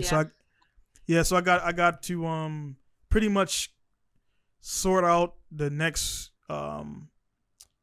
off day, or what we'll end up probably doing is we could talk about it. We're not saying exact dates on there so nobody can follow our itinerary. It's probably gonna end up being like a Friday as soon as he gets out of school. Then we're gonna get on the tour road and come down. So then we'll have that weekend, and then she's like worried about. I'm like, dude, we'll be back. We'll be back. I'll leave.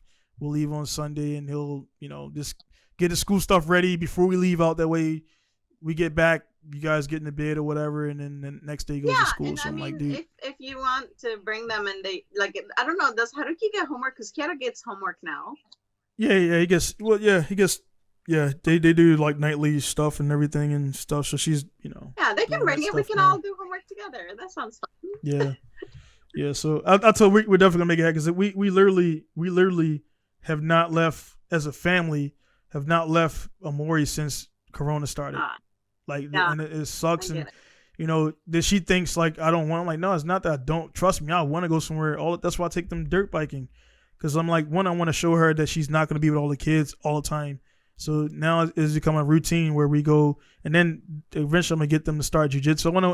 I wanted to get them right into it, but I'm gonna wait a little bit because they're starting to understand commands, and they're just a little extra energy, if that makes sense. Yeah, like no, it has to be the right time. I mean, when I was Yeah. teaching Taekwondo, and it was, that's the main thing. It's not about the age; it's about what is a good time for them. Right. So but I mean, I think your kids are good. Oh, they're gonna. I'm like, dude, they're gonna be. I'm like, I hate to say the guy like Gaijin blood is magic, but they're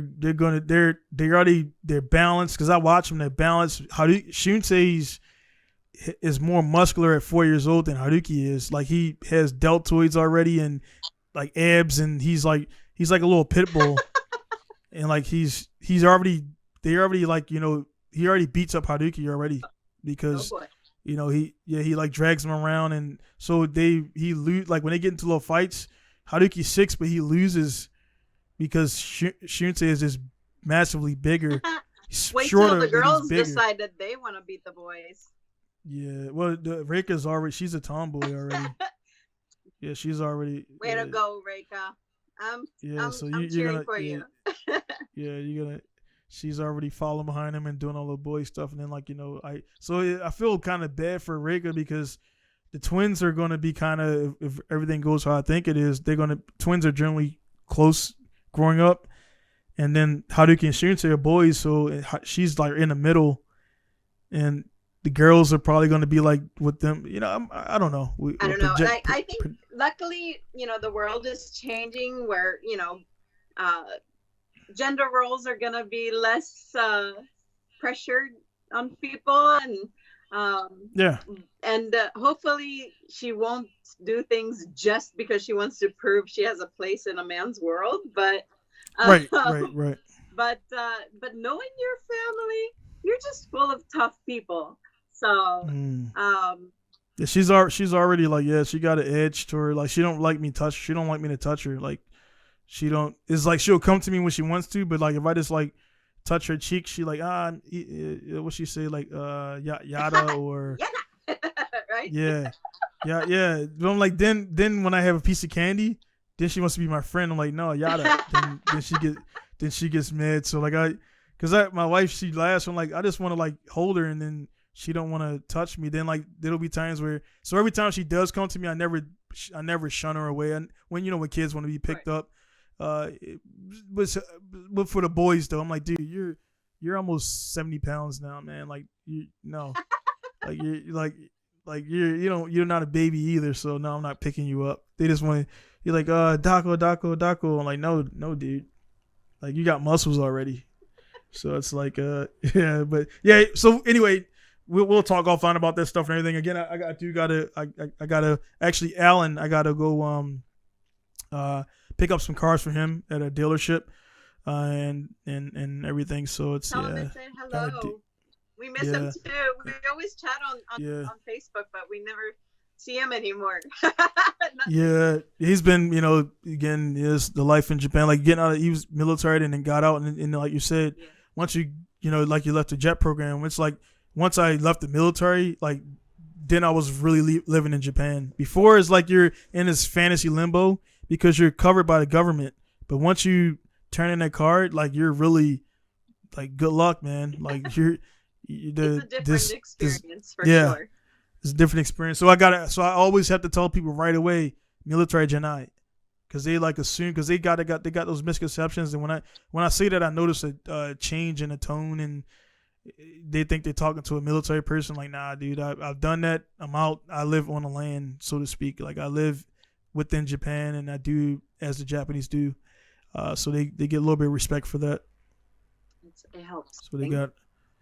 Yeah, no doubt. But again, it's been we between eating dinner and we've done this multiple times. So this is not even the longest we've actually talked, believe it or not, for people out there and everything. So and then Shinobu, like I say, she always talk about you. So we're gonna I gotta sort some stuff for business and set some stuff up and everything. And when we get a good timeline out, of course we'll get with you guys. And it probably because I would definitely want to do it before this event because Takeshi probably mentioned a little bit about what we talked about near Osaka, right? I was like, hey, maybe we can use as an excuse to hit USJ. I still haven't been there. Yeah, so so right now that I haven't publicly released. I can talk about it, but it looks I've already been entered to drive in it. So so now I gotta between customer cars and I gotta prep my cars, getting ready and then test and see which one I want to take down there to drive. But again, it's that the event's cool because it's along the same atmosphere of how King of Asia was. It's an event, it's a competition, but it's friendly. It's not like nobody's battling for points, so it's not going to be that friendly at King of Asia too. Yeah, because King of Asia was like more of an exhibition. That's why. So if it was like a regular event, it wouldn't have been as. There's a physical. You've been in competition situations before, and like if it's a taekwondo match, like people are not really like, hey, how you doing? They're like, I'm going to punch you in the face in a couple of seconds. So like, it's better to not be it. But after the event, maybe more talking, but. It's that kind of environment. Like nobody really is. You'll maybe get a head nod or a Ohio, but That's it. There's no conversation. But that event was it was an exhibition, and so it was just like a display of skill and whatever. So it wasn't that type of like it is a noticeable when you go to a pro event, which I've been to a bunch of other ones. It's like a really heavy environment. Like everybody's there to win. So it's kind of that kind of Olympics. Like nobody's like, hey, how'd you do in the last event? Like I don't care. I want to win. So yeah. but but even with that, and I was talking to Takeshi, like my whole thing with everything, it doesn't matter. Even in the real events, I'm gonna drive as good as I can drive. Obviously, I know what and who I'm competing with because honestly, I'm really good at what I do. But when you got a guy who's funded by XYZ, and there's some Y words in there too where their money comes from, believe it or not. So you can't compete against a guy who has a blank checkbook. Yeah. It's just I can drive very, very well, but I don't have money to start an F1 team. It's not gonna happen. And honestly, training. Although you're giving birth to one, possibly. Yeah. I mean, so they're good already. You never. Yeah, know. that's what I was telling her. I was like, look, they got to be good at something because I need a retirement plan. Like they got to be good at racing, or they got to be good at. They're gonna have music. They're gonna have martial arts. They're gonna have motorcycle, cars, and I told her too, and I'm pretty sure it's the same like your daughter.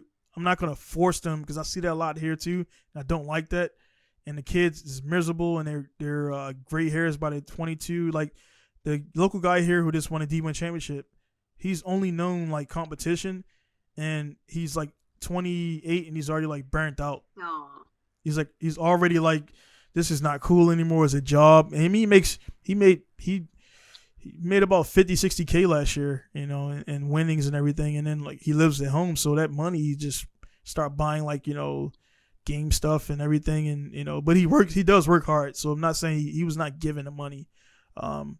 He was D1 champ 2021, but I could tell when he would see my cars, and he was like, oh, Sugoi. I'm like, dude, you got a crazy cool car, but he didn't work to get that, if it makes sense. Well, his dad is a track owner. Yeah, it's a little different. They have, he doesn't know the feeling of saving a check for 4 months or a year to buy a car, and then saving another year to do an engine swap, and then it was all just like, all right, you want to do this, and okay, click buy. And so, I don't want to push them, Mike. I don't want to force them into anything, and I kind of got like, I'm like getting hard on them already riding dirt bikes, and like sit up and hold your arms up, and I'm like, dude, just kind of relax a little bit and let them ride the bikes, and they'll choose if they want to go into karting or bikes or music, or maybe not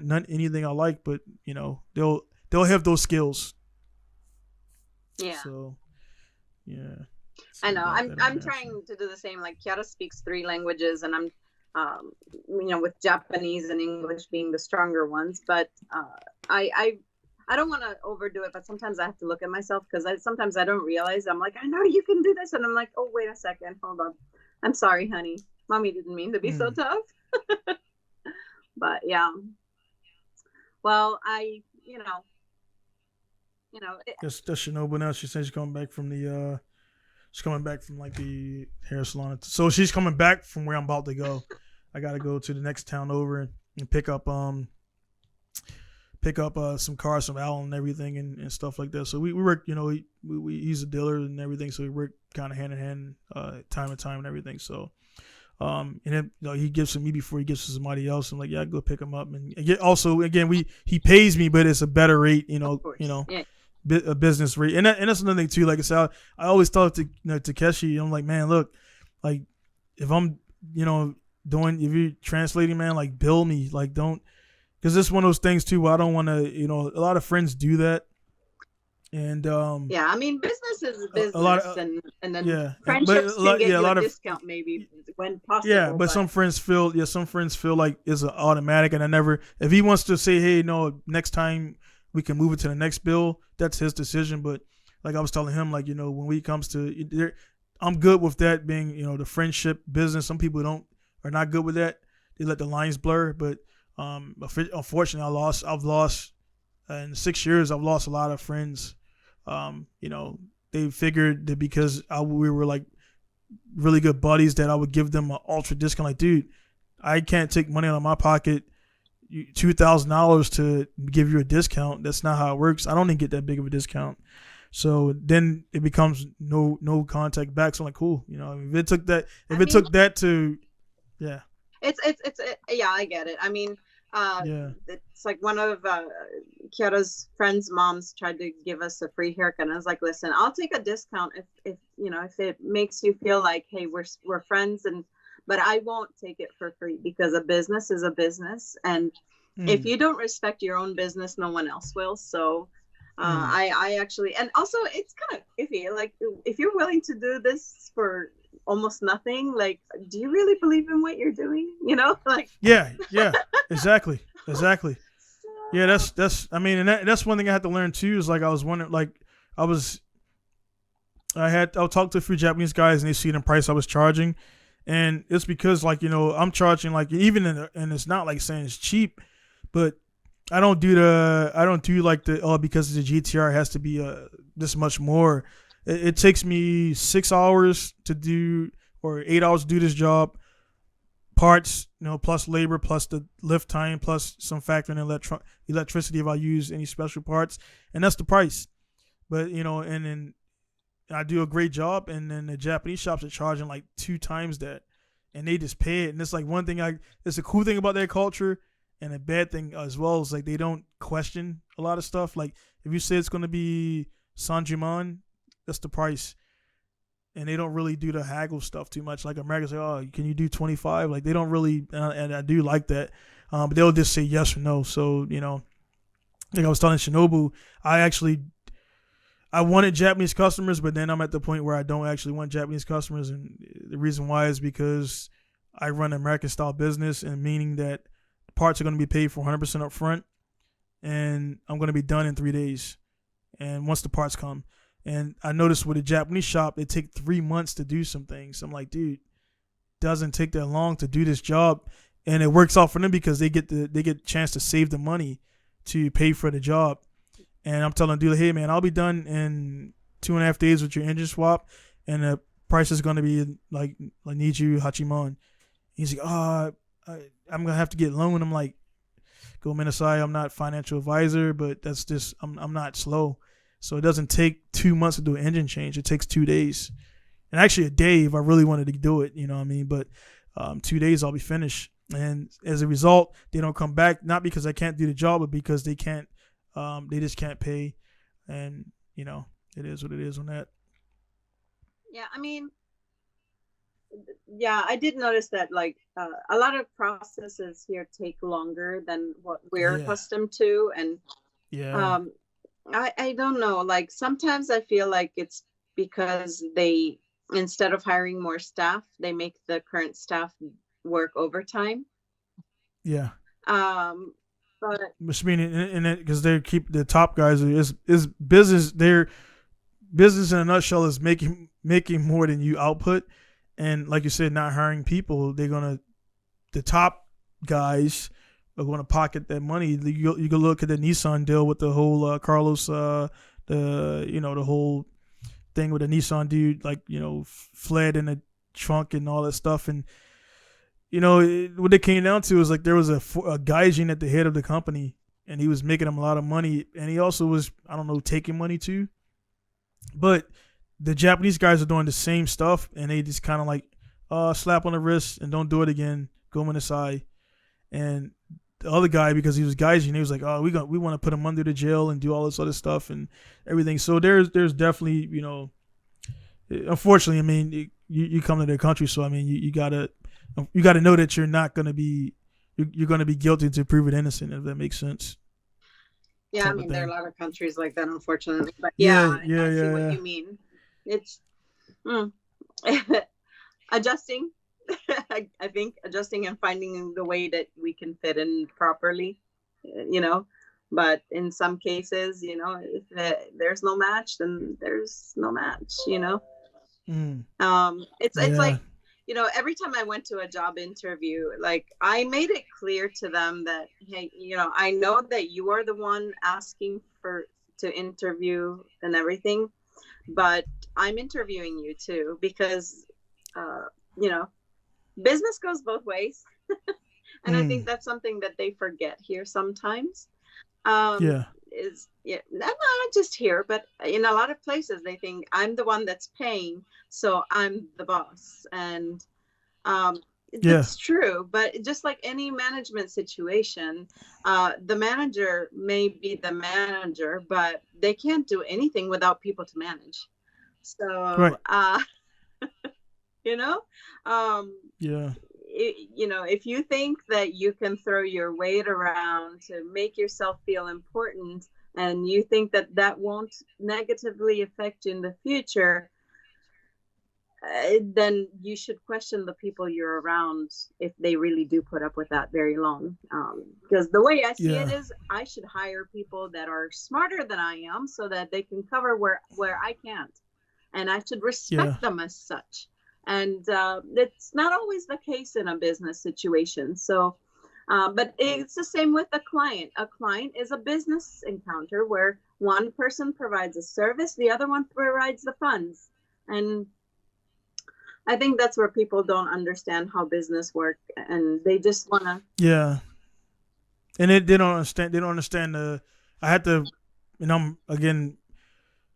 I'm very like some. I'm to the point where people around base know my policies not as better than I do, but they. I don't get people rolling it like I could be here literally, like right now, like on my cameras.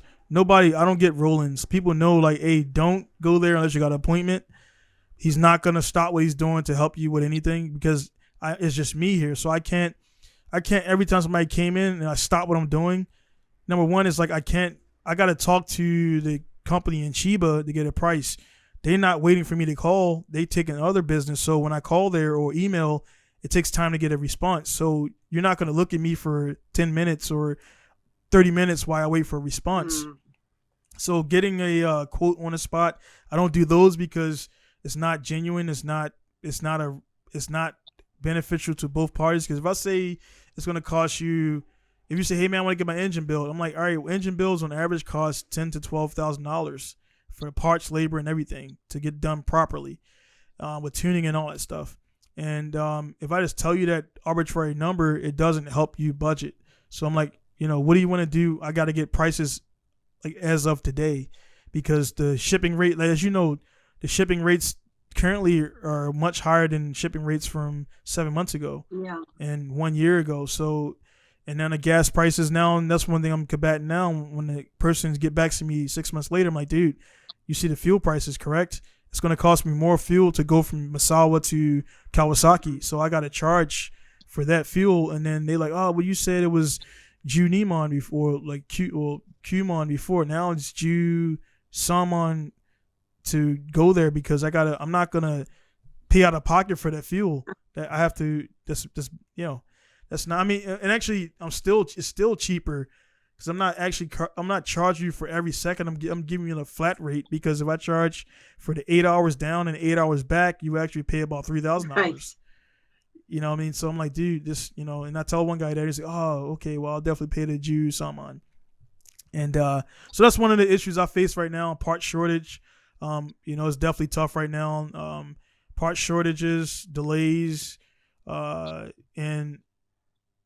kind of finally filling what other businesses feel who are not in organized fashion. Like, they are always waiting for parts. They're always waiting for this because they don't tell their customers, hey, it's going to take 3 weeks to come.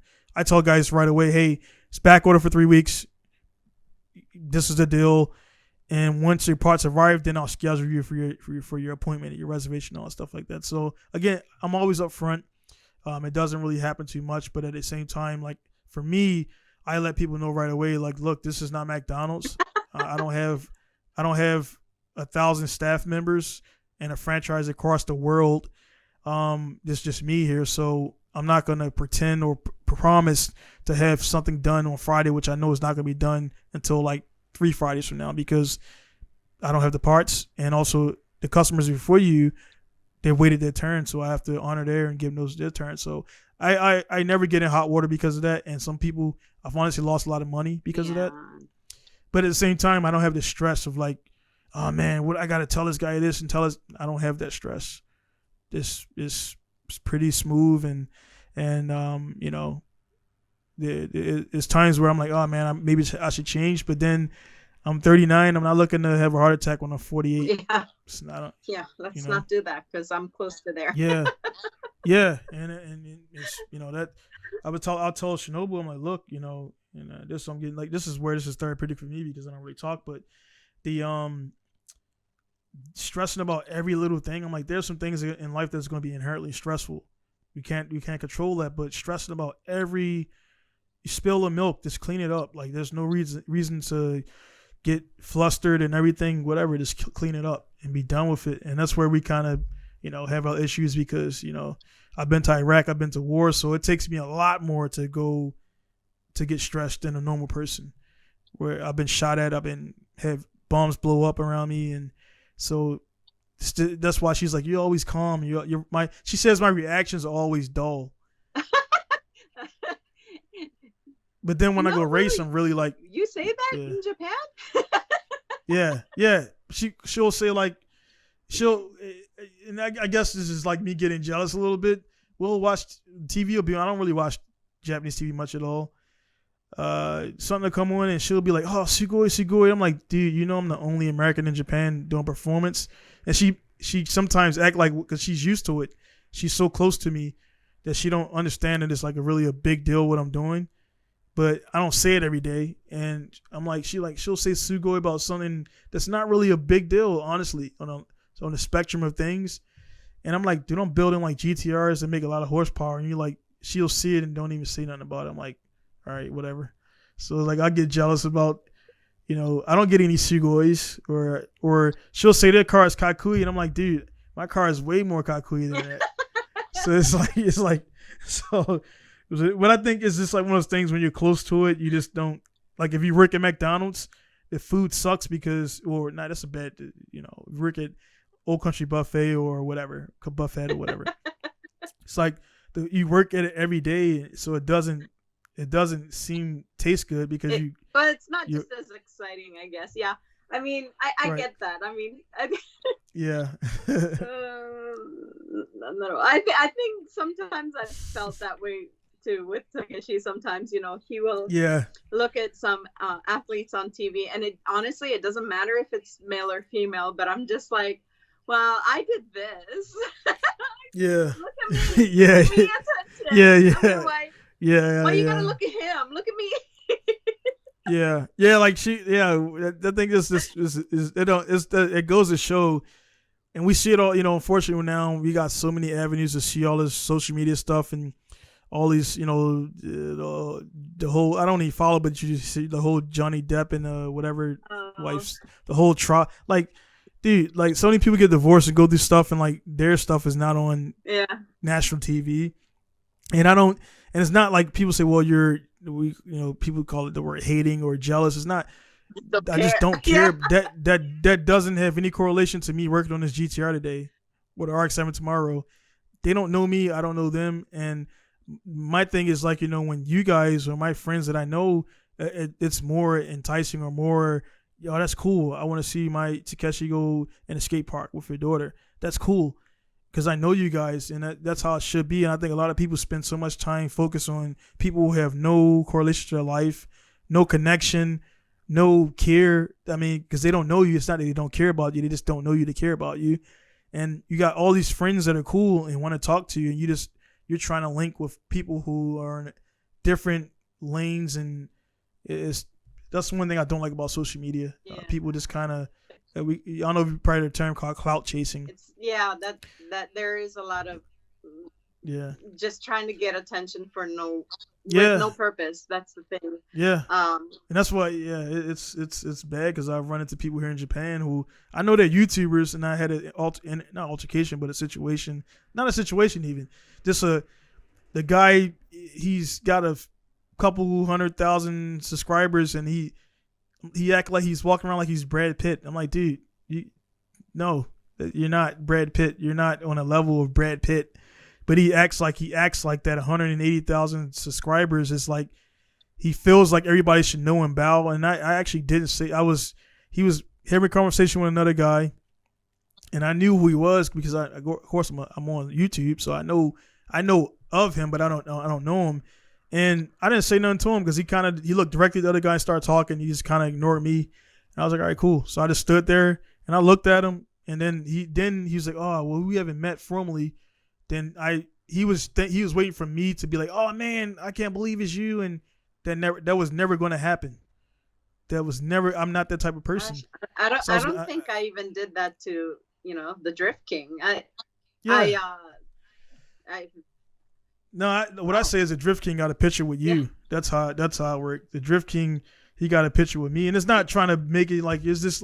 Like, I got a picture with Chuck Norris. Like no, Chuck Norris got a picture with you too.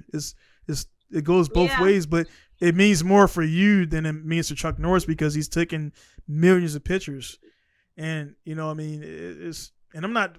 It's nothing against it, but only reason I took the picture with Suchiya was because Alan. I talked to him in full Japanese, and I was like, I'm here already, and he kind of looked at me like, do you want one? I was like, well, why not? I mean, I did watch you like 1,000 times on a drift bobble before I came here, so I mean, so that for that whole day again, I met you guys, I met Suchiya, I met it was a really cool day of me. I met a lot of people for the first time actually there that day that I've known for years. Like we never met. So that was about 20 people I met that day. Yeah.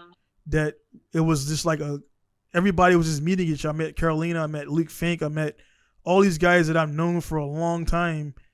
We met that one place in Nico. Everybody, Suchiya, Mike Picardiyar. It was just a big party. I remember it was that's why I wrote about it, and I found it fantastic how there were so many people from all over the world, and not everybody spoke full Japanese, not everybody spoke full English, but it didn't matter. Everybody somehow made it work. Yeah. And yeah, that's why I wrote that article. Cool. And by the way, thanks again for letting me put you in that article that I wrote. Too easy. That's a no. Even with it's again we're in overtime now. Again, guys, we talk like this. Just being recorded, but there was one thing I kind of shied away from, and I had my reasons for it because I didn't want to be labeled as naturally. I mean, you ain't got I'm a African American, black, whatever, and some people make a bigger deal. Like, dude, I'm a human. I just happen to got the luck of the drawer, and I'm a black guy. And so many people get fixated on, I'm this, I'm that, I'm that. I'm like, we're all humans at the end of the day. We just speak a little bit different, different skin tones, different mannerisms, and that's what makes us all cool. But I kind of shied away from anything that had to do with black only stuff.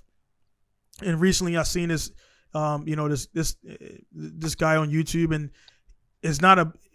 he covers the black experience in Japan.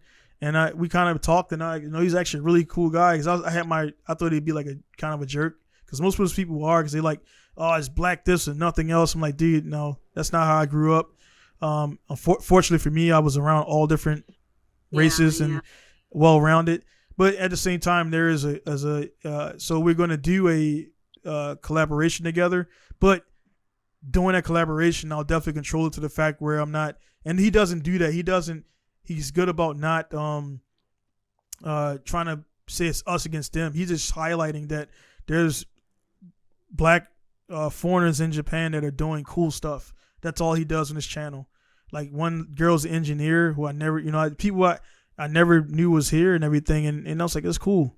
One guy, he's a barber. He's the only barber in Shibuya from New York. And we talking. And I was like, well, next time I'm in Shibuya, I'll get a haircut and everything and stuff like that. So it was like, it's cool for networking, but exclusion, I don't like that part of it. So, you got to be careful with that stuff. So anyway, I'm doing a project with him, and, but it's just one of those things where, I'm kind of trying to learn how to network more because I stay to myself a lot. That's all. Yeah. And do different things and whatever. So, but yeah, it's been a good time. I feel like I talk a lot more than you. And actually, what I'm going to do, believe it or not, you're not going to see a lot. I edit this way now because I don't want to truncate our conversation. And I feel like, correct me if I'm wrong, it's like you're learning a little bit more about me. I am. I mean, that you, Yeah, so and I'm learning more about you, but your stuff is going to be in there fully. I'm going to actually chop some of my stuff out there because whatever. It's just yeah, it's weird. No worries, no We're worries. 3 hours. We're 3 hours and 28 minutes in, and what I'm trying to actually do is make the podcast a little bit shorter because I'm not Joe Rogan yet, and 3 hour podcast. But people do really listen to the whole podcast, believe it or not. So somebody will listen to this whole thing. I got a core people who listen to the whole podcast, which is cool. You know, they'll put it in they'll drive and or have it in the background, and they learn more about myself, yourself, and everything. So again, I'll talk to you offline. We'll definitely we're gonna bring everybody down and yeah, 5 kids and That would yeah, be great. That would be great. yeah. I would So love that. yeah, so that'll be cool. So yeah, so is there any other like any far as the business announcements or I'll get all that stuff well your links and all that stuff. So far as your business and all that stuff like that again, just if you could tell people where they could find you at, and I'll put all that stuff down in the bottom of the links and all that stuff. Yeah. You want me to send you a link, or you want me to say it now, or? Yeah, you can say it now. Yeah. Okay. Well, you can reach me with orbitalstc.com. And I also have, if you have children or people who just like participating in little events, I do an online event. I'm trying to do it monthly. And then also I have book readings. If you're in the Chiba area, you could come and join at a park and bring your kids. And but I also teach adults, and if you need you can see there's actually the article that we talked about earlier today where I wrote about Kings of Asia, so you'll be able to see how that event went. And so just it's a very basic website, my first time doing it, so just take a look at it. Cool. Like I say, what we'll talk offline. I'll get that stuff from you. Just a little bit of information I need from you, so I can put it in the bottom of the YouTube. So everybody knows when you have guests on. Everybody's so savvy now. Shinobi just pulled up, but everybody's so savvy now. But they know like the stuff is in the description now, so you don't nobody memorized that stuff and everything. But again, it's been a great time. I was like, maybe we'll do about an hour and something like that, but I was like, we're gonna talk way longer than that. But it's cool because again, people, again, the whole theme of the whole thing, kind of recapping everything for the guys who made it this far. Again, it's just we're two gaijin, and that word is not bad. It depends on how you use the word. I agree. It's not. I agree. Yeah, gaijin is not a bad word. It just depends if it's been used in a derogatory way. Then it is. So when you say gaijin, it's not like I'm saying an F word or whatever. So we're two gaijin, foreigners living in Japan, married to Japanese, and and so we have a lot of similarities and then some differences in how things are run and stuff like that. But that's everybody. Everybody's different. We all put our kids in the bath at nighttime. Some people do it this way or whatever way, but at the end of the day, everybody's taking a bath and whatever. Hopefully. I mean? So it is that. Yeah, hopefully. Yeah, back in the day, back in the 1920s, you took a bath once every 2 weeks. If that. And that was a different type of lifetime, and water was scarce. There was no plumbing and stuff like that. So again, it's just one of those things where again our kids are going to have it better, even as good as we have it now, in relative to the people in Ukraine, Russia, Iraq, and all those places. Like that's where one thing for me, my closing part, I'll always do this in every podcast. We all want different things, but like just like pause and like realize everything you have right now, guys, listening and watching. And I have a shop here and a bunch of cars. I'm still like, oh, I want this engine, I want this. I'm like, dude, you got a lot of stuff already. Just chill out. Stuff will come to you and everything when it's time is due. Be aggressive. I would say I like to say aggressively patient, if that makes sense. Like be aggressive in what you want to do, but don't be so impatient that you don't see what you accomplished. I got to get all my kids are healthy, which is that's awesome. I mean, nobody's got any birth defects and things like that, which is people they're not thankful for things like that. And I think that's where we as humans with the social media, you look at other people's lives, you think that's their lives, and I guarantee you it's not. And behind closed doors is a different story. So just be careful. And it kind of seemed like I always hit on social media because so many people out there in my circles, I see them in that circle, like, comparing themselves to other people. And even I did in this podcast, which I'm not perfect. I said the kid's 12 years old and he drives a Cusco and I'm 39. I have no wins, but he's a 12-year-old kid who's still got to go through his whole life. I'm 39 and I've had a lot of experiences, that he will never have because he's not American in Japan, who's been to Iraq, who has a friend who's from Italy and different things and stuff like that. So, it is cool. But again, guys, thanks for tuning in to the podcast. If there's anybody in your circle that you like to follow and you like to see them on a podcast, like everybody else say, kind of cliches, have them get in contact with me or link them to me or whatever, and then I'll talk to them and see if they want to get on. Because a lot of these YouTubers, influencers, you think you know them, but when you actually get to talk long form, you learn a lot more about the person, how they think, how their mind works. So when you even watching TV now, the podcasts are cool because it's a long form conversation and not 20 minutes of your life condensed into 20 minutes. It's impossible to do. And even us talking 3 hours, still we didn't capture but 2% of our lives. If you look at it on a full spectrum of everything we've done and everything. So again, Selene, thank you for your time and enjoy the rest of your day. And definitely we will talk again, like in person soon. Thanks, Donnie. And I look forward to seeing you face to face. We'll come down. If you're seeing this. Yeah, well, that's one thing too. She don't watch my podcast, so yeah, she's too busy watching the Korean soap operas and all that stuff and everything. So I thought she would, because I had the Tarimi on it or whatever. I was like, maybe she was gonna get, because it's a female, maybe she's gonna be like, oh, let me watch this to see what he's talking about. She didn't watch it, so I was like, okay, whatever. But cool. But I think she's definitely gonna watch at least 20 minutes of this because it's you. But then she got kids and and all that stuff and everything. But anyway, just hold on 1 second I'm not going to end it yet, but I'll just in the podcast. But again, guys, just make sure you like, subscribe, share, and all that good stuff if you like to. Again, if you listen 3 hours in and you didn't subscribe, it's like you wasted your life. So just hit the subscribe button. And again, just email me if you have any topics, things you want to ask me. I don't fabricate this. People never send me questions, so I don't make up stuff. So if I don't get questions out there, I guess you've probably seen all my stuff and you don't have any questions. And then also, there's so many other guys out there. Sorry about that. So many other guys out there making videos that honestly, with the YouTube, Google, all that stuff, there's so many people doing YouTube now that questions get answered a lot. So maybe you don't have any questions for me. But anyway, always, again, podcastpinklestar.com for podcast related stuff. Down on that pinklestar.com for anything business related. That means anything that requires that is potentially you giving me money is business. That's how it works. So if anybody's confused on how that works, so anything that requires money transfer is a business thing. So just do that for me, and we'll be cool. So again, it's gonna be Donnie signing out from Asawa, Japan. Selene signing out from Chiba, Japan, and we'll see you again. So again, thank you guys for your time, and see you guys later. Peace.